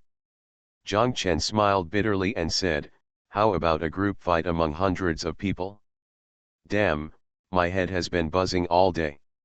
It's only now that I remembered that I needed someone to load the truck. Zhang Chen brought the car installation diagram he had drawn from the office and told Lao Wan how it should be installed.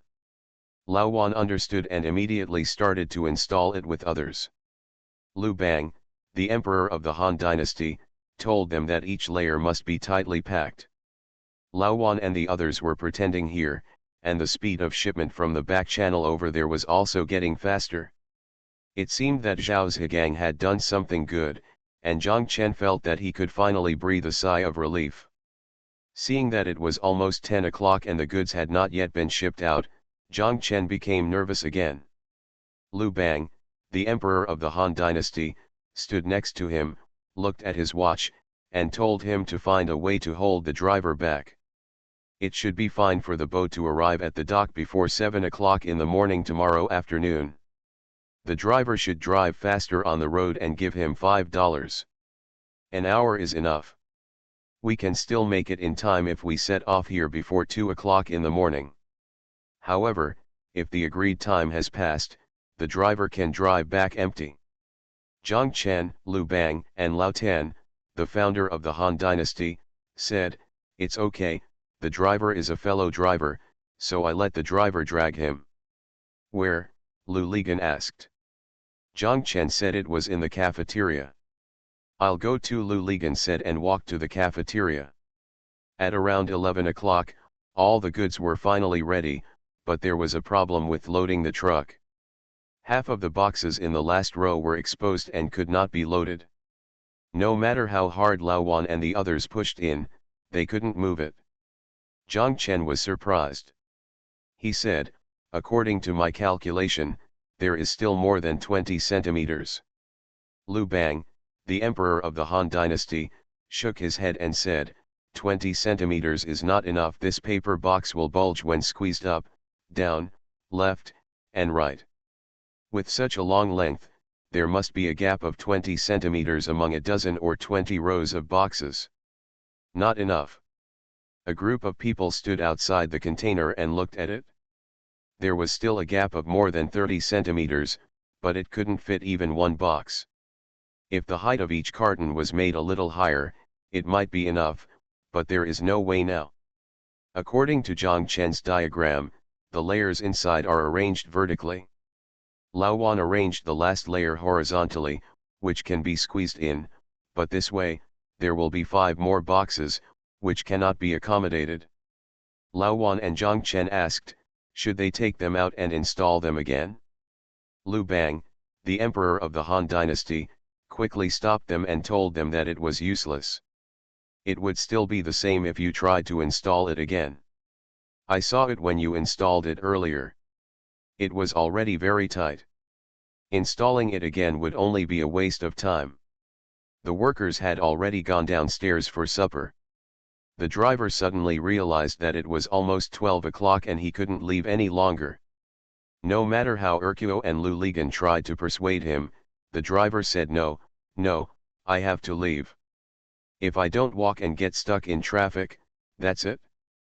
It's all my responsibility. The driver came out to seal the door of the box. There were a bunch of people standing behind the car, not knowing what to do. Seeing the driver trying to close the door, Lu Bang, the great ancestor of the Han Dynasty, said to the driver, "Wait a moment, I will contact the owner of the goods right away, see what to do."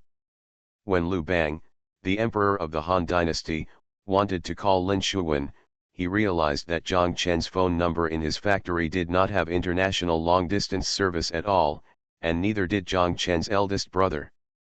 Fortunately, Lu Ligan's big brother had opened international long-distance because he needed to contact Jason and the Canadian design company. Lu Bang, the great ancestor of the Han Dynasty, took Lu Ligan's phone to make a call, but Lin Shuwen, no matter whether it was the office or the big brother, no one picked up. Lu Bang, the emperor of the Han Dynasty, scolded, "You know that your goods are going to be shipped today, but you can't get through the phone. What are you doing?" They waited for more than half an hour, but still couldn't get through. This time the driver was about to cry. He said, "If you don't let me seal the box and let me leave, it will be too late. You are forced to take this responsibility. Can't afford it?" Lu Bang, the emperor of the Han Dynasty, looked into the container and said, "No matter what, little brother, please open these 5 boxes immediately, tie the 10 pieces of clothing inside into bundles, and stuff the bundles on top." Zhao Zhigang immediately ran to the warehouse and brought a rope. Here, Lao Wan and the others had already opened the cartons. Everyone was busy and quickly scattered and tied the 5 boxes of goods, and stuffed the bundles into the gaps on the container. Zhang Chen felt uneasy. This was an export product. Is it okay to just pretend like this? The driver locked the door of the container, sealed it with lead seal, started the car, walked around the basketball court, and then got on the road. This order was finally completed, and Zhang Chen felt like he was exhausted.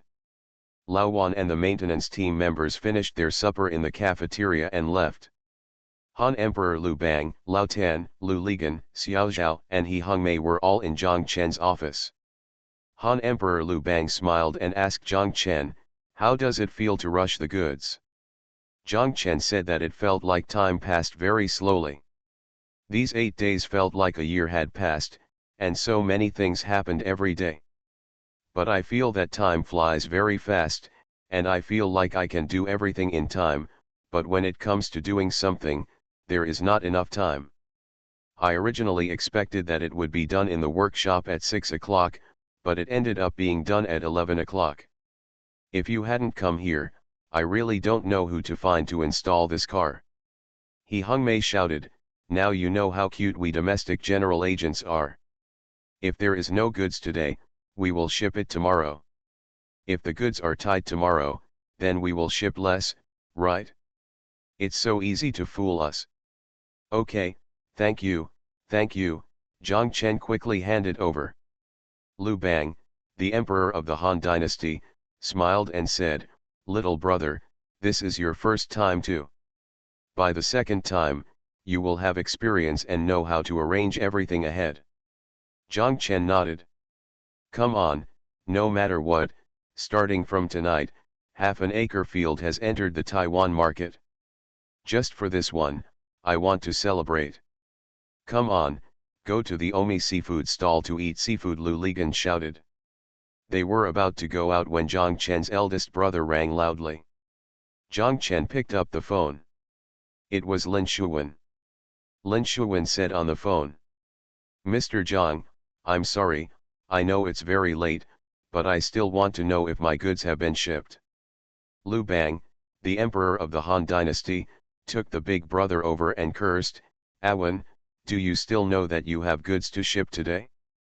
I've been watching here all night, but you're lucky, you can't even get through on the phone. Lin Shuwen smiled and said, I'm sorry, brother Lu, in front of me, Counselor Xie came and refused to leave. You also know.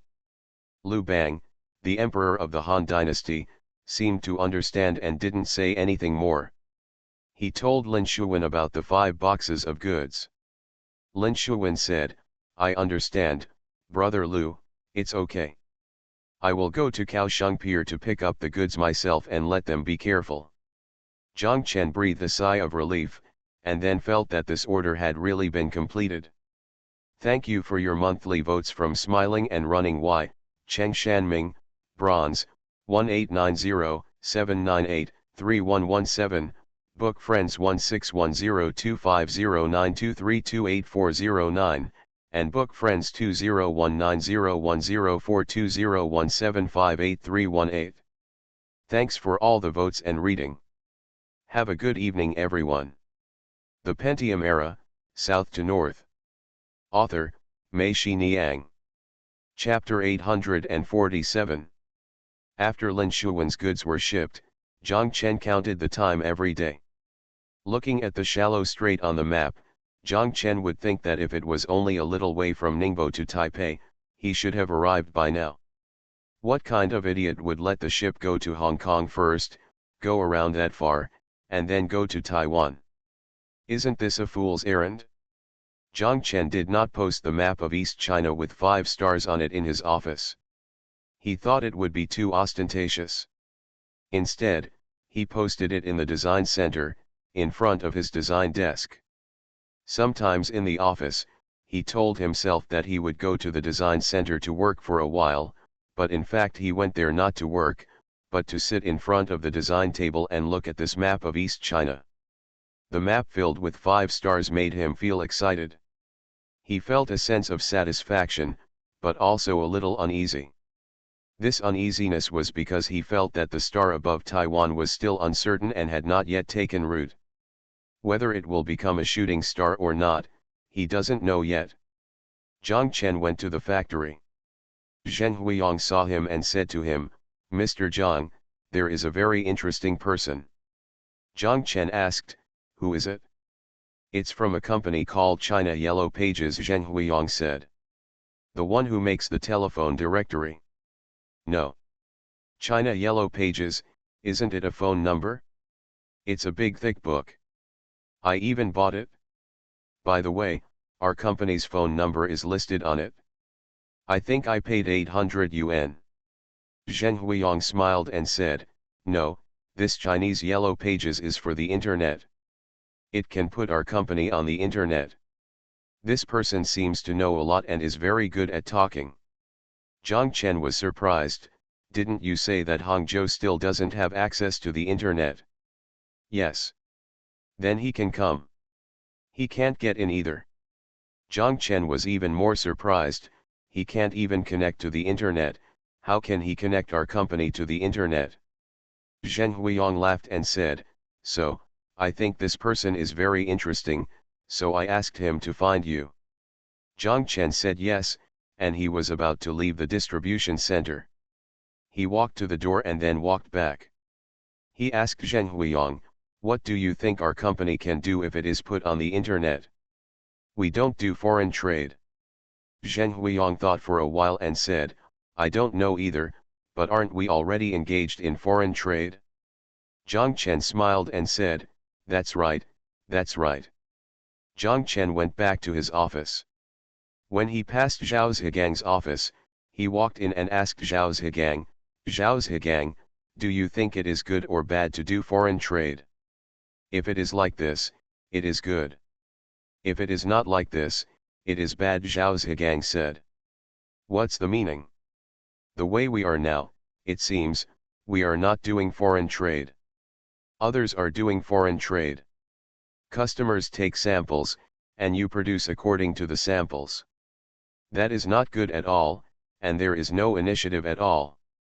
What we are like now, we produce it ourselves. If people like our products and order them, it's no different from domestic products, so that's fine, Zhao Zhigang said. Why is this good? Zhang Chen asked. In this way, even if you are busy when you are busy, after you are done, there will be nothing to do like now. It is also very troublesome to do domestic products and exchange goods. Zhang Chen thought about it and realized that what Zhao Zhigang said made sense. But no matter what, it is certain that I have already done foreign trade. Lu Ligan called him and told him that Xiao's boss knew that we were from the same company and wanted to get to know us. Zhang Chen said yes, I was just thinking about meeting him to see what kind of immortal he was. Then I've made a decision. Tonight, I'll book Tianxiang Tower, Lu Ligan said. Why do you think of going to Tianxiang Tower? Zhang Chen asked curiously. Tianxianglu is a long-established Hangzhou restaurant. Like Luweilu, it serves authentic Hangzhou cuisine. Authentic Hangzhou cuisine is not spicy at all and is relatively light. Zhangchen and Yongcheng, where Lu Ligan and the others grew up, has spicy, oily, and soy sauce, which is typical of Anhui cuisine. It is completely different from Hangzhou cuisine, so they rarely go to such authentic Hangzhou restaurants. Lu Ligan laughed proudly, Tianxianglu is my client. Zhang Chen asked curiously, how come Tianxianglu is your customer again? Did he buy a staff dormitory from you? No, Lu Ligan said, they want to move and rent the house in the city government office building at the intersection of Yan'an Road and Fenqi Road. If I don't take care of their business, how can they pay me rent? All rented? Yes, from the first to the third floor, they took away all 15,000 square meters, including the underground parking lot, Lu Ligan said. That's a good thing. Of course it's a good thing. Okay, at 6 o'clock in the evening, it's Tianxiang Tower. After hanging up the phone, Zhang Chen saw a thin and small man standing outside the door. He must have been here a long time ago, but when he saw Zhang Chen talking on the phone, he didn't walk in. Zhang Chen immediately felt suspicious towards him. I have a good impression and think he is a very polite person. When Zhang Chen hung up the phone, the man knocked on the door twice and Zhang Chen said, come in. The other party came in and said, are you Mr. Zhang? Hello, my surname is Ma, and I am from the Chinese Yellow Pages. Zhang Chen understood. It turned out that this was the person Zheng Huiyang was talking about. Zhang Chen quickly asked him to sit down and called him Mr. Ma.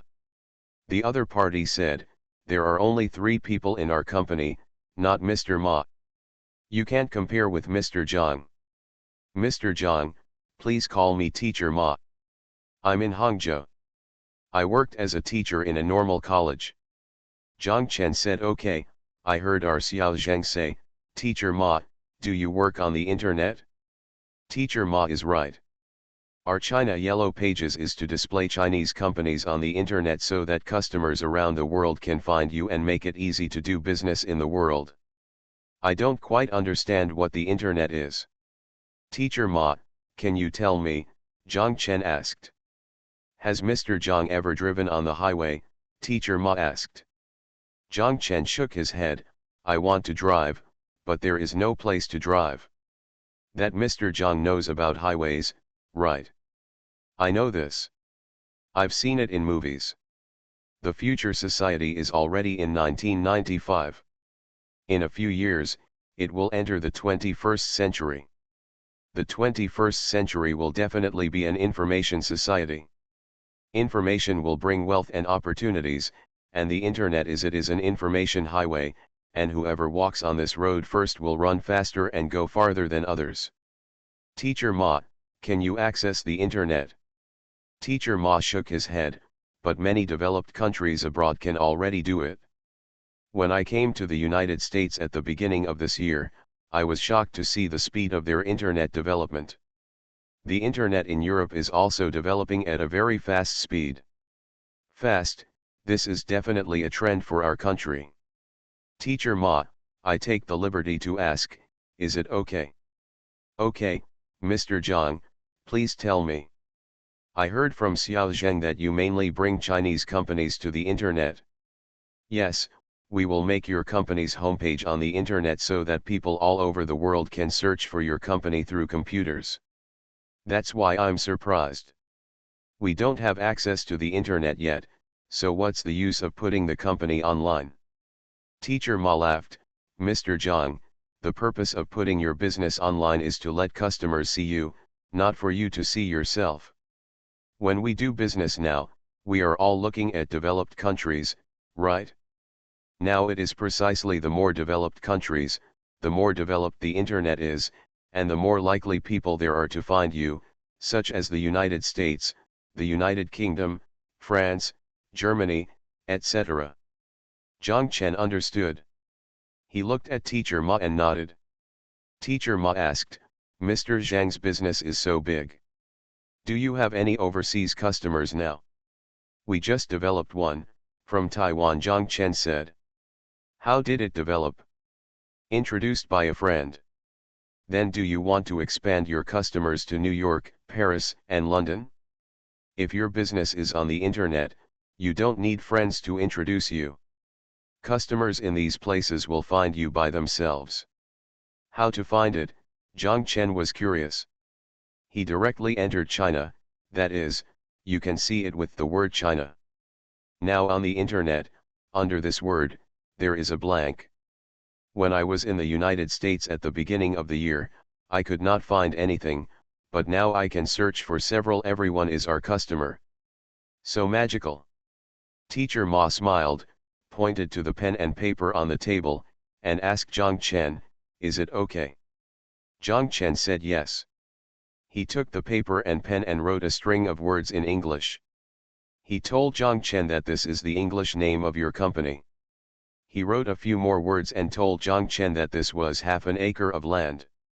Teacher Ma said that customers can come through China, through clothing, through your company name, your trademark name, or even your company's phone number. In short, there are too many ways for him to search for you and discover you. Companies, this is the magic of the internet, allowing strangers to establish connections quickly. I understand, Zhang Chen said, is that homepage you mentioned earlier an advertisement on the internet? Yes, that's understandable. Then I'm surprised. You can't access the internet, so how can we put our company's advertisements on the internet? Teacher Ma smiled and said, it doesn't matter if Mr. Zhang knows about this. Our operation process is as follows. Mr. Zhang, you provide the content of the homepage, and we will send the content you provided to a company in the United States via EMS. This is our partner and a company that specializes in producing web pages. They will be responsible for publishing the produced web pages on the internet. But we still can't see it, Zhang Chen asked. Yes, but your customers can see it. Zhang Chen laughed loudly. Teacher Ma, you are better than the average person. Like us, we do business that is tangible and tangible. We always need cloth and wires before we can make clothes. Teacher Ma, you are still good at doing business that is invisible and intangible. Teacher Ma also smiled, but it is real. Mr. Zhang, you can try it? Okay, let me ask, how do you charge for this? Do you need to pay a deposit or something first? No need, Teacher Ma said. If you pay a deposit first, many people will regard me as a liar. I don't charge money. You give me the content of your homepage and I will send it to the United States. After it is produced, it will be posted online. If it succeeds, you can pay me another 20,000 yuan. I can't even get online, how do I know if the release was successful? Zhang Chen was curious. It's very simple. I'll pay for the international long-distance calls.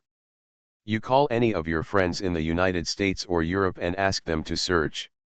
If they can't find it, you don't have to pay. If they say they found it, you'll have to pay. This money, Teacher Ma said. Zhang Chen felt that this person was indeed the same as Zheng Huiyang said. He was very interesting, including what he did and this business model, which aroused Zhang Chen's great interest. Zhang Chen said, okay, Teacher Ma, then we will try it. Thank you to the 10,000 Years White Vote Party and the Baby Tin Soldier for the rewards. Thank you a Daypen, Wooden Man, Wonderful on the Road, 8 Liang, Fatty 196,915, You, Laughing at the Wind, Cup Guy API, Kong Buffy, Li Rujin, Mei, Yuji, Daypen, Bulletin's Line, Demo Thieves, Pai Wuzun, Guang Ion Exchange Resin, Joe Ping's monthly ticket. Thank you for all the votes and reading. I wish you all good health.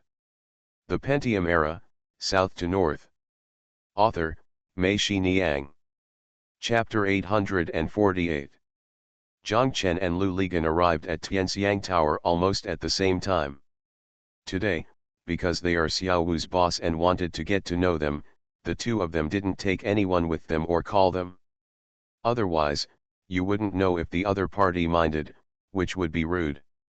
Lu Ligan booked a small box for 4 people, so that the conversation could be more harmonious. Tianxiang Building, Zhang Chen and Lu Ligan were here last time when Lu Ligan invited Mr. Nai and Secretary Bao from the Erking Corporation to have dinner. If Tianxiang Building hadn't rented his house there, Lu Ligan wouldn't have even been there.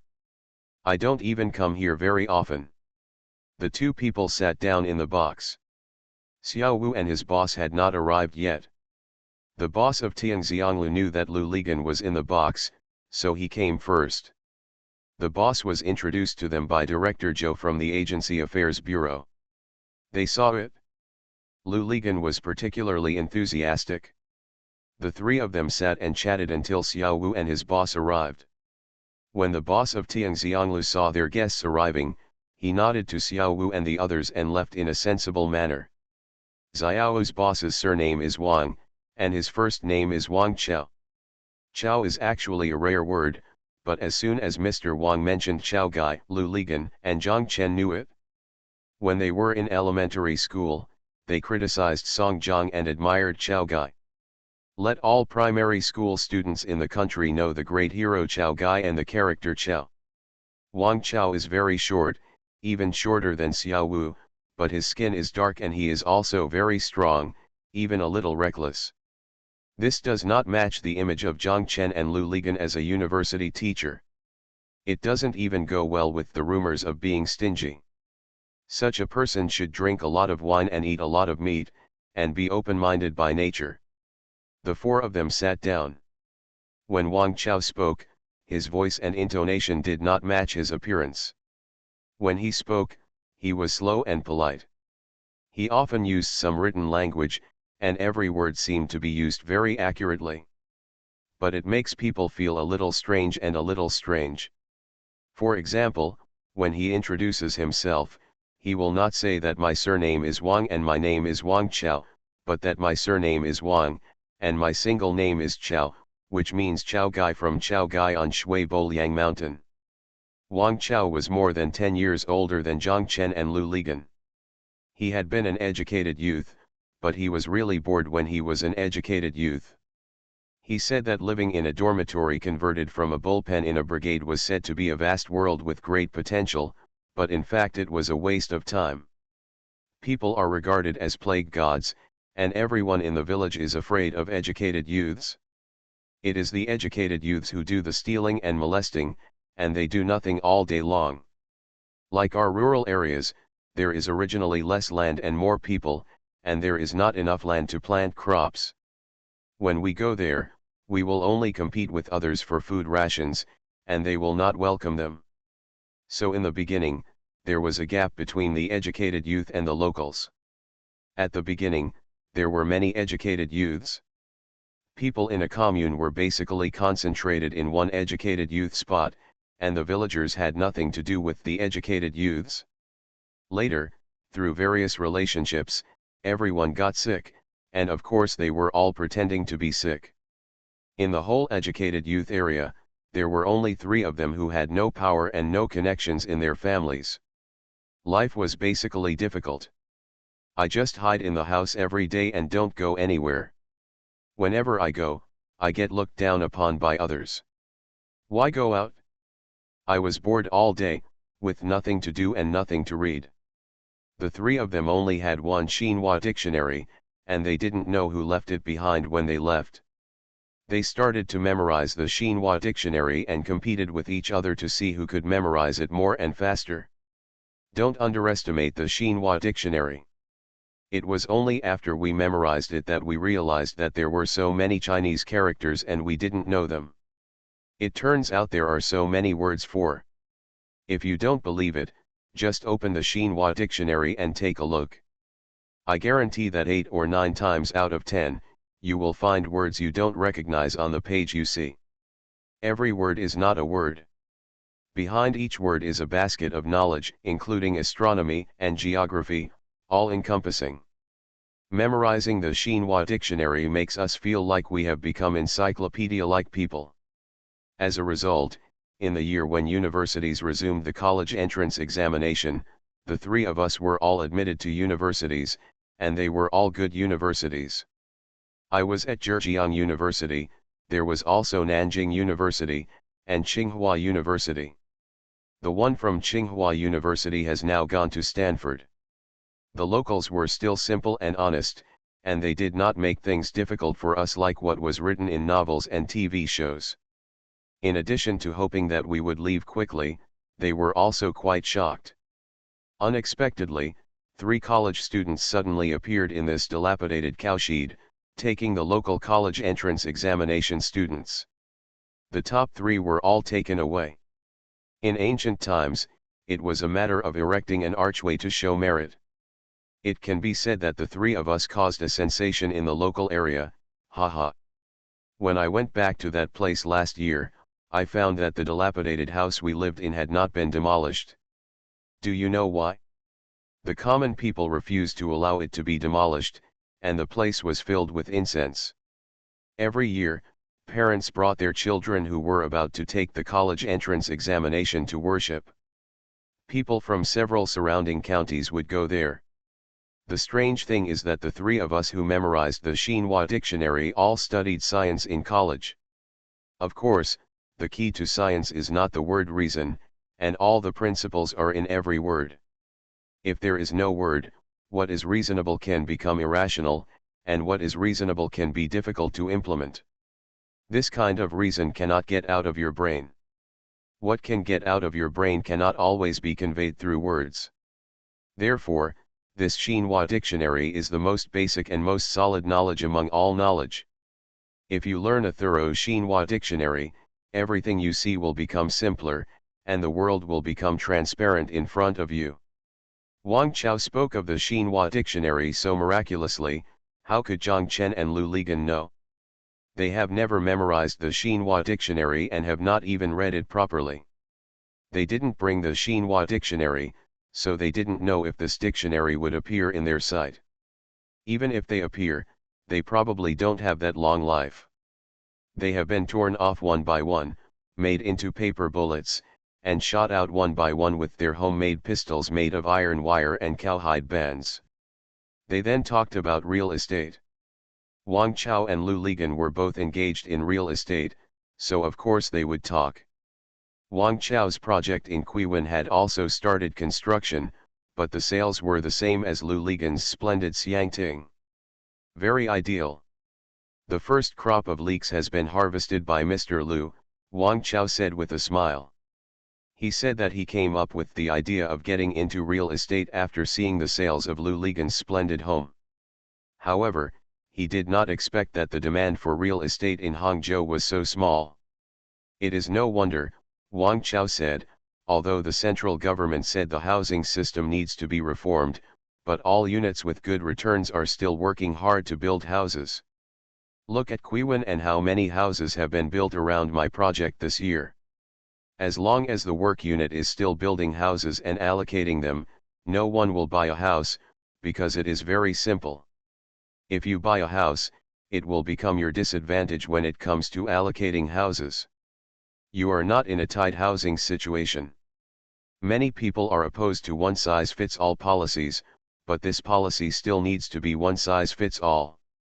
Take a look at what policy is best implemented now. Is it the family planning policy? The reason why the family planning policy is best implemented is that it is one-size-fits-all, with no backdoor, or even a crack in the door. As long as the number of children is exceeded, no matter how many officials are involved, the policy can be implemented without hesitation. All policies, as long as there are still provisos and cracks in the door, everyone will definitely squeeze into that crack and squeeze it into a thoroughfare. This is the policy of the current housing system reform. This is not a policy to encourage housing reform, but to encourage the policy of building houses is to tell you that there is not much time left for you. What you want to build needs to be divided, so seize the time to build it and seize the time to divide it. When will real estate be good? That's when the central government's policies are cut across the board, announcing the cancellation of all welfare housing allocations and banning welfare housing allocations in all units. The real estate market will definitely go up. Lu Ligan feels that Wang Chao's point of view is correct. The current housing reform policy is indeed a policy that encourages seizing the time to build and distribute housing. The same goes for real estate companies. Wang Chao said, Mr. Lu, you can be said to be one of the best real estate companies in Hangzhou, but are you smart when you go to other places? Can you beat those local snakes? Definitely not. What causes this? It is caused by the land policy. The current land encourages bidding, auction, and listing, but allows transfer by agreement. As long as you allow the transfer by agreement, who is so stupid and foolish that he will go for bidding, auction, and listing, so this is another policy that encourages transfer by agreement. As long as you allow the transfer by agreement, with the existence of the transfer agreement, you, Mr. Lu, will not be able to defeat local snakes when you go to other places. When will a large national real estate company appear? That is when all sales by agreement are banned and bidding, auction, and listing will be implemented. At that time, everyone will rely on their strength to speak. Only then will this real estate company be able to go out of the country and go to all parts of the country. Acquire land and develop projects. Lu Ligan raised his glass. He had to admit that what Wang Chao said was right. If he were asked to go to Nanjing, he would definitely not be able to defeat Meng Ping. He would not be able to get the land in Xinjiao. If Ping comes to Hangcheng, he will definitely not be able to defeat himself. He will definitely not be able to get the Hangcheng rubber factory and the Huayuan projects. Lu Ligan clinked glasses with Wang Chao, and Wang Chao told him that it was only after I completed this project that I realized something was wrong and that I entered this industry at the wrong time, so I stopped the car and did this. Resolutely no more real estate. Lu Ligan asked, what was the wrong time? Wang Chao smiled and said that the next period will be the most chaotic and difficult time for real estate in Hangzhou. Why do you say that? Lu Ligan asked. To be honest, this industry has passed the time of seizing opportunities based on cleverness and keen business intuition. Everyone knows that when you make money in real estate, all kinds of monsters will definitely come in. It will be difficult for you to get the land, will be very big, and only companies like Mr. Lu that already have strength and connections may still have a chance to fight these monsters. For people like us, it's up to us to recognize the situation clearly, quit on our own initiative, and go back to our business. Wang Chao's words made both Lu Ligan and Zhang Chen blush. Indeed, now that you are in Hangzhou, it is almost impossible to find opportunities like Yiming Food Factory and Kuning Garment Factory. Everyone knows that when doing this is profitable, it will no longer be like Zhang Chen getting it from Kuning Garment Factory. When Lu Ligan got Yiming Food Factory, everyone didn't know that land was the biggest asset of a company. Mr. Wang, what are you doing now? Lu Ligan asked. Shock absorber, Wang Chao said. Auto parts industry, Zhang Chen asked. No, shock absorbers are not only used in cars, Wang Chao said. What we are producing now are not car shock absorbers, but steel wire shock absorbers. Wire shock absorber, Lu Ligan smiled. I don't understand, I don't know what this is. Wang Chao said, this steel wire shock absorber is a new type of vibration isolation and anti-collision equipment successfully developed based on the modern theory of vibration isolation and anti-collision. The number one in this field in China is one of the other two people who memorized the Xinhua dictionary with us. 1. The one at Nanjing University, Lu Ligan asked. Wang Chao nodded and continued. Our shock absorbers are not simple. They are not used for civilian cars, but for aircraft, tanks, armored vehicles, field communications equipment, surface ships and submarines, satellites, missile transportation and launch systems, spacecraft, nuclear weapons equipment facilities, nuclear power plants, underground civil air defense projects, earthquake-resistant construction engineering facilities, ocean drilling platforms, etc. The most important thing is for military use. This is a field that ordinary people cannot enter. Unlike our clothing, anyone can make it, Zhang Chen said. Wang Chao smiled humbly and said, in a field that anyone can do, it is not easy to be able to do what Mr. Zhang has done. That is really a way to blaze a trail. Zhang Chen was shocked. Why did he feel that these words were so familiar? After thinking about it for a while, he remembered that Brother Tan had said something like this. He said that every company was built on a bloody road. Zhang Chen felt very familiar at that time. The truth, when I heard it again, I felt that it was not necessarily true. He thought of the teacher Ma who came in the morning. What kind of blood did he kill? He simply found a road where no one could see it, where everyone thought there was no road. Thank you for the tip from On the Shore 131, who reads the book every day, and who ranks third from top to bottom. Thank you to Lao Chentang, Tianying 1978, third from top to bottom, reading books every day, Dal Tin Soldier, and On the Shore 131 for your monthly pass. Thanks for all the votes and reading. I wish you all a happy life. You are listening to Novels at Bless Up channel. Wish you happiness and luck. Please subscribe to receive new novels. How do you feel about this novel? Please like and leave a comment. The Pentium Era, South to North. Author, Mei Xiniang. Chapter 849. Zhang Chen told them about teacher Ma coming to his place in the morning, and also talked about his ideas about fighting a bloody road. Wang Chao and Zhang Chen said, Mr. Zhang, your idea is wrong.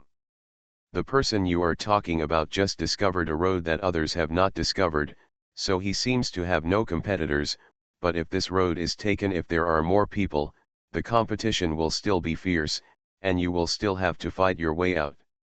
Ask Mr. Liu, when he was doing real estate in Hangzhou 2 years ago, was he also looking around at a loss with his sword drawn, unable to find any competitors? Zhang Chen and Lu Ligan nodded, feeling that what Wang Chao said made sense. Besides, which university did the person you're talking about study in? Wang Chao asked. Zhang Chen said, Hang Normal University. Hang Normal University? That's a lie. Mr. Zhang, don't be fooled by him. Wang Chao clearly showed disdain. Hang Normal University is not a serious university. Who would go to a normal college? One is those whose grades are too poor to get into a good university, and the other is those who go there just to get 2 exemptions and 1 supplement. What is 2 exemptions and 1 subsidy? Lu Ligan asked. Tuition fees are waived, accommodation fees are waived, and living allowances are provided every month. Wang Chao said, You think the motivation for studying at the beginning is not pure? Can you study well in this kind of school? What kind of decent students will there be? Mr. Zhang, don't believe him. Although Zhang Chen felt in his heart that teacher Ma was not as bad as Wang Chao said, he had never been to a university. He didn't know what the differences were between universities, let alone what kind of university was considered a serious university. Zhang Chen knew what kind of university was considered an informal university, whether it was famous or not. Zhejiang University is more famous than Hangzhou University, and Hangzhou University is more famous than Hangzhou Normal University.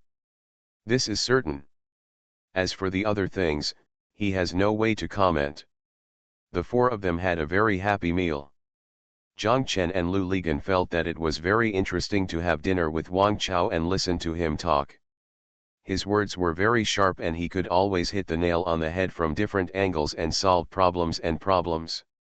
The truth is clear, he deserves to be highly educated. Zhang Chen and Lu Ligan were also secretly happy for Xiao Wu, just like they thought at first. They felt that Xiao Wu could learn something by following Wang Chao. After eating, the 4 of them went to the bowling alley of Han Emperor Liu Bang. Since Liu Bang, the emperor of Han Dynasty, was not there, the national army must have gone to find the communist army. Zhou Nyaqian was at work. It was still early when they came, and it was not yet the peak period of the bowling alley. There were 4 lanes, and 2 were empty.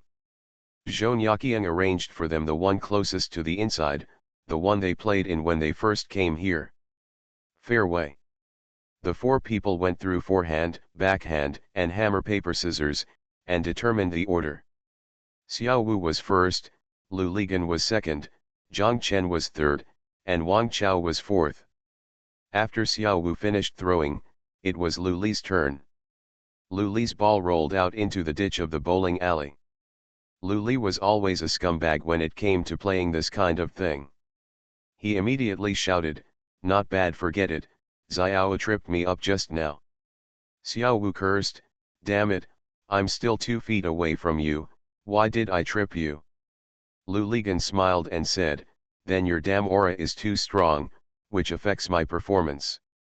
Xiao Wu also laughed, and Lu Lipol also walked to the resting seat. Zhang Chen was about to go over and throw the ball, but Wang Chao stood up and said to Zhang Chen, Mr. Zhang, please wait a moment. Zhang Chen stopped and looked at him, wondering what he was going to do. Wang Chao's face was ashen. He glanced at the 3 of them and said, I think we must make this matter clear first. The 3 people looked at him, wondering what he wanted to explain clearly. Wang Chao said, Why do we come to play bowling? Of course, the same goes for playing other games. That is, all games are fun because they have rules. There are rules. Everyone acts according to the same rules and competes. Win or lose, in this way, winning can be fun, and losing can be convincing, don't you think? Lu Ligan looked at Zhang Chen. Zhang Chen tried his best to hold back his laughter. What the hell is all this nonsense?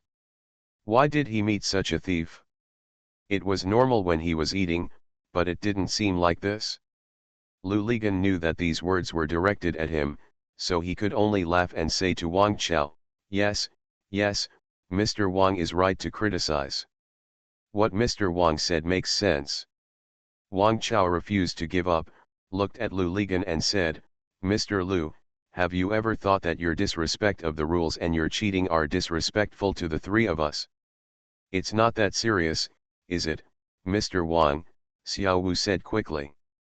"Of course, the three of us abide by the rules.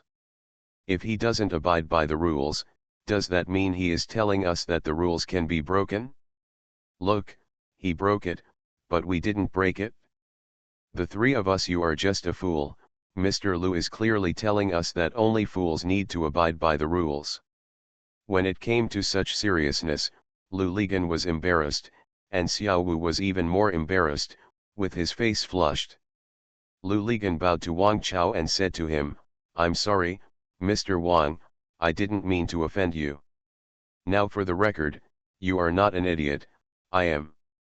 Wang Chao snorted and said, "I don't believe that a person who cheats when playing games will abide by any rules in the mall."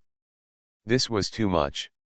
Xiao Wu was about to get angry, but Zhang Chen quickly stopped him. Lu Ligan looked at Wang Chao, shook his head, walked back to his seat without saying a word, and sat down heavily. Zhang Chen stood there. Mr. Zhang, you can start now." Wang Chao called him. Zhang Chen originally didn't want to throw any more. He felt that playing with the ball today would no longer be interesting. But since Wang Chao called him, he walked over, picked up the ball, and threw it out absent-mindedly. It also rolled into the ditch. Zhang Chen quickly turned around and walked back to his seat and sat down. Wang Chao walked back to the table. Lu Ligan looked at his back and made a silly mouth gesture, and Zhang Chen smiled. Xiao Wu gently said to them, "I'm sorry." Zhang Chen patted Xiao Wu on the shoulder and said to him, "It's okay, keep playing ball." Wang Chao threw a ball and hit it. He clenched his fist with his right hand, waved it hard, and shouted, "Strike." Unexpectedly, this guy has pretty good skills. Zhang Chen and Lu Lipol both applauded him. He walked back, patted Xiao Wu on the shoulder proudly, and shouted, "It's your turn." Xiao Wu stood up, and Wang Chao sat down next to Zhang Chen. After Xiao Wu finished casting, and when Lu Ligan was about to cast again, Wang Chao shouted, "Mr. Lu, see clearly, there is no one around you now, and no one will trip you." Lu Lizan turned his head and smiled at him. Lu Li's first ball resulted in a pin, and his second ball made a mistake. Zhang Chen did the same. It was Wang Chao's turn. He knocked down 8 with the first ball and made up for the second. Xiao Wu scored all goals. Lu Lipol came on the field for the third time. He picked up the ball and was about to throw it. Wang Chao shouted, "Mr. Lu, can't we even talk? Our aura will affect you. Will talking?" Lu Li put the ball down, turned around, and looked at him helplessly. Wang Chao continued to shout, "Mr. Lu, do you want us to stay away so that it won't affect your performance?" Zhang Chen was sitting on the edge, and suddenly felt that Wu Ming was angry, and cursed, "That's enough. Are you humming done with it? Are you stupid about memorizing Xinhua dictionary?" Wang Chao was stunned and looked at Zhang Chen. Zhang Chen continued to curse. "What the hell do you think about playing with a ball? I've been listening to you humming alone all night. If you want to play, have fun. If you don't want to, get the hell out of here." Xiao Wu stood up, his face flushed. He walked over to Zhang Chen and said, "Brother Zhang Chen, I'm sorry." Zhang Chen quickly said, "Xiao Wu, it's none of your business, I can't stand this idiot." Xiao Wu stood for a moment, shook his head and walked out. Lu Ligan chased after him. Wang Chao looked at Zhang Chen, his dark face ashen. Zhang Chen glared at him and cursed, "Why the hell are you still sitting there? Get out of here." Wang Chao also stood up and walked out. Zhou Nyaqian came over with a bottle of water. She handed the water to Zhang Chen and asked, "What's wrong?" Zhang Chen smiled bitterly and shook his head. He said, "It's nothing, I met an idiot." "That person?" Zhou Yaqiang asked. Zhang Chen nodded. Zhou Yaqiang smiled and said, "Lu Bang and he had a quarrel last time." "Why?" Zhang Chen asked. "That day he was playing ball alone here, and when there were 2 minutes left, he walked away. Lu Bang thought he was done playing, so he arranged for others to come on. Then he came back and said that he was just going to the side to wipe his sweat. There are still 2 minutes. Do you know how many balls I can shoot in 2 minutes?" He kept yelling here. Those who came later couldn't stand it and called him sour. "Account, tell him, come on, we'll give you 5 minutes to play." Then he said something, "How can his 2 minutes be the same as his current 2 minutes? Even if you give me 5 minutes, it can't make up for my 2 minutes. People's state of mind and emotions have been completely destroyed by you. This can be the same." Lu Bang looked at him and asked, "Don't you want to pay?" "What did he say?" "I came here and made an appointment for an hour. This is our verbal contract. If you terminate the contract 2 minutes early, you are breaching the contract. According to reason, of course you don't have to pay." Lu Bang said with a smile, "If you think so, then just leave." I didn't expect that he really left. Everyone here was dumbfounded and didn't know what was wrong with this guy. Lu Bang didn't bother to talk to him anymore. Calculate. I didn't expect this person to be so thick-skinned. I have the nerve to come here again today. "Zhang Chen, how did you know this kind of person?" "I was dumbfounded when I saw you two coming in together, and I was embarrassed to ask." Zhang Chen smiled and said, "Okay, it's my fault, I'm stupid." Zhou Yaqiang smiled and said, "If you are with such an idiot, I think you are an idiot." Lu Ligan came back. Zhang Chen asked, "Leaved?" Lu Ligan nodded, "Let's go." "Where is Xiao Wu?" "How is Xiao Wu?" Lu Ligan looked at him and said, "What can I do? It depends on the owner to beat the dog." "What can this idiot say?" "It was also brought by Xiao Wu." "How can he bear it when you scold him like that?" Zhang Chen smiled bitterly and said, "Damn it, I'll call Xiao Wu later and tell him I'm sorry." It's okay, Lu Ligan said, "Xiao Wu also asked me to say sorry to you. He felt that it was wrong for him to bring this idiot here." "I know why he hired Xiao Wu as a bodyguard," Zhang Chen said. "Why?" "If this idiot goes out, don't you think there's a high chance he'll get beaten?" Zhang Chen asked. Lu Ligan laughed. "Thank you to the 10,000 Years White Vote Party for the reward. Thank you to Ziben Kangsheng Edison, Cup Guy API, and Sample Thief Bad for your monthly votes. Thanks for all the votes and reading. Have a good evening everyone." The Pentium Era, South to North. Author, Mei Xiniang. Chapter 850. Zhang Chen still called Xiao Wu and told him, "I'm sorry, Xiao Wu, I just embarrassed you."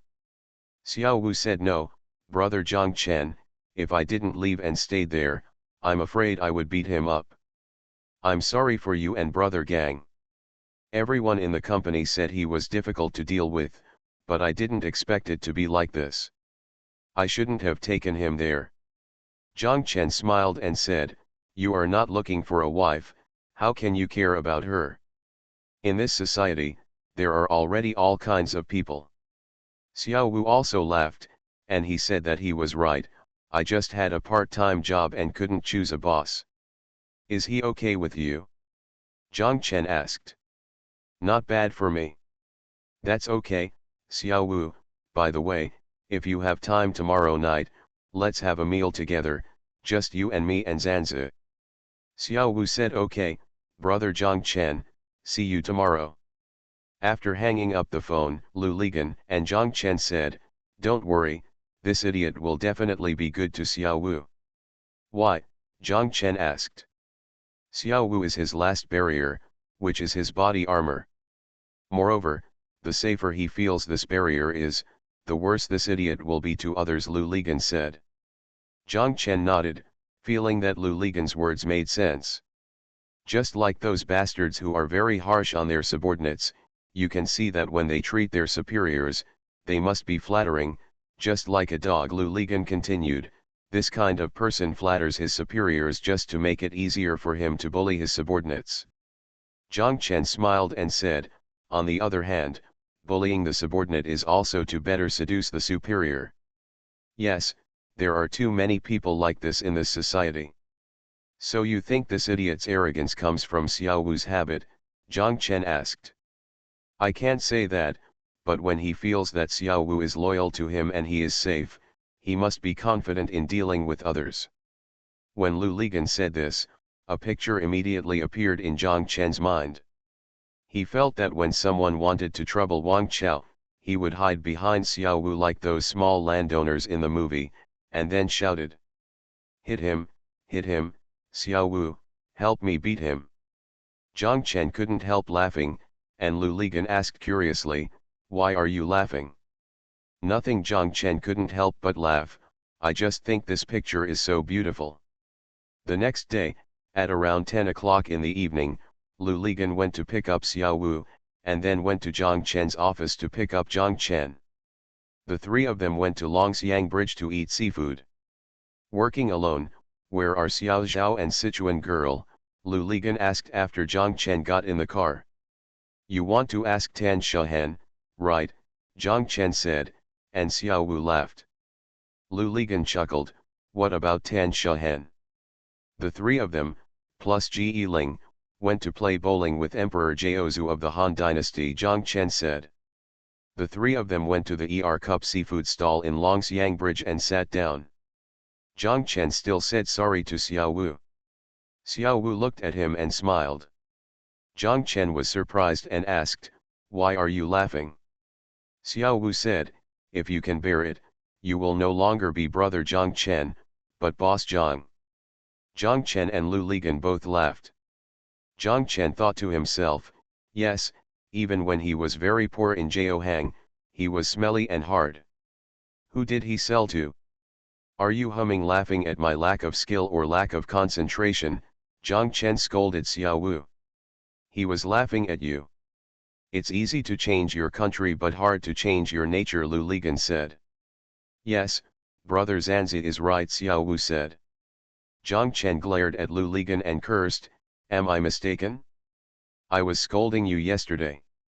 You are the one who should be angry the most. Xiao Wu nodded and looked at Lu Ligan. He also felt that if the temper of Lu Ligan on Jiao Fang was met yesterday, there would be no chance of it happening again. He was always trying to restore the atmosphere. Lu Ligan shook his head, sighed, and said, I've lost my humming temper a long time ago. I've lost my temper ever since I started washing buildings in Haikan. Think about it, if you go to people like us to advertise, who will look good on you? If you have a temper, you won't be able to clean a building, but at that time, Zhang Chen, what else can I do besides washing the building? That is to go to Danzhou farm and plant rubber and coconuts. Zhang Chen smiled, but felt bitter in his heart.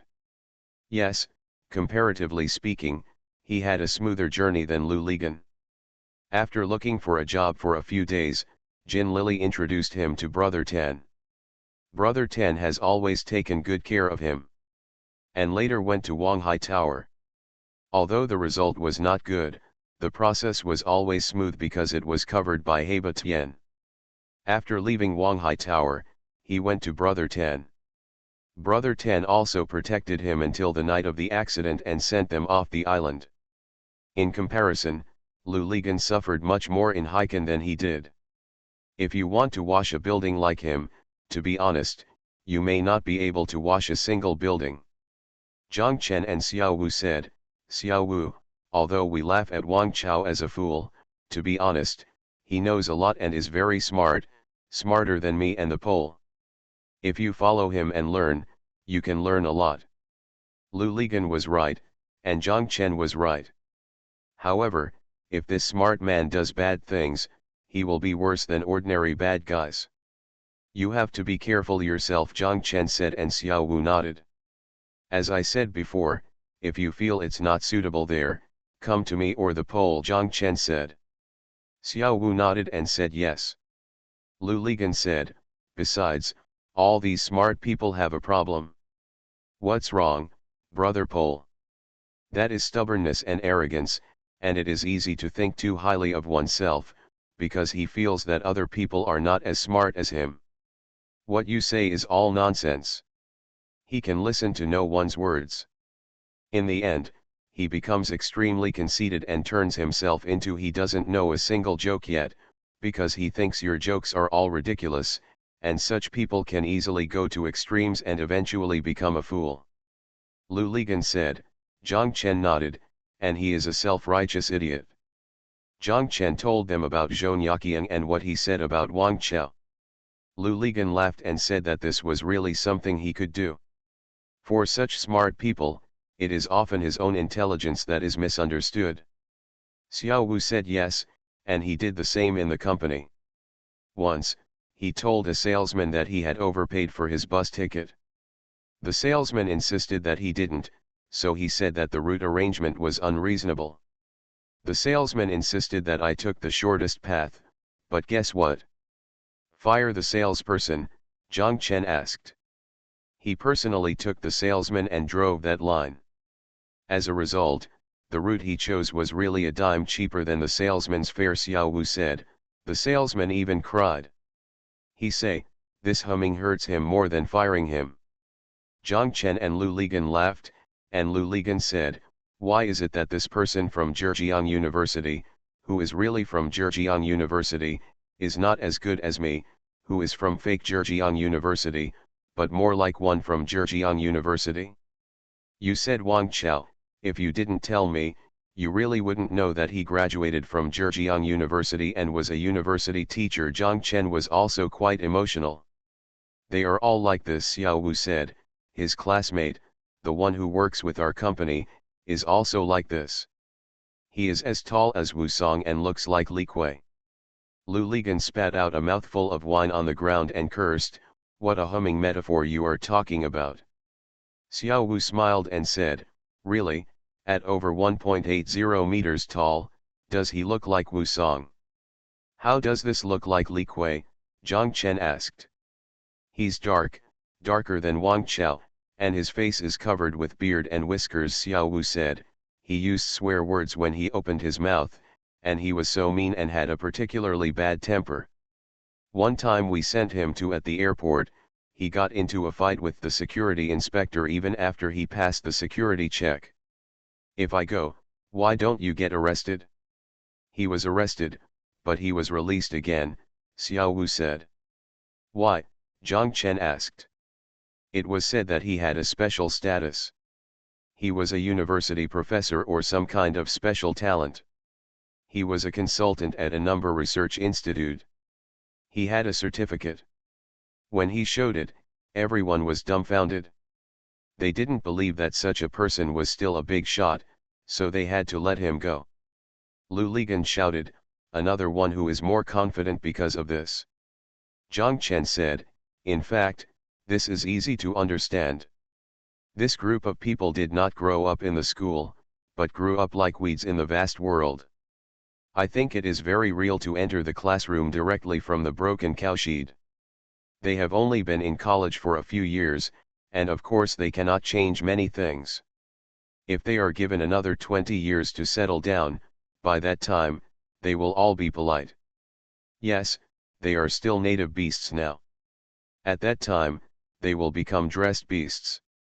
In another 20 years, I guarantee that the streets will be full of such dressed beasts, Lu Ligan said with a smile. Zhang Chen raised his cup and said, okay, I hope we haven't turned into beasts in disguise by then. Zhang Chen's eldest brother rang, and he picked up the phone.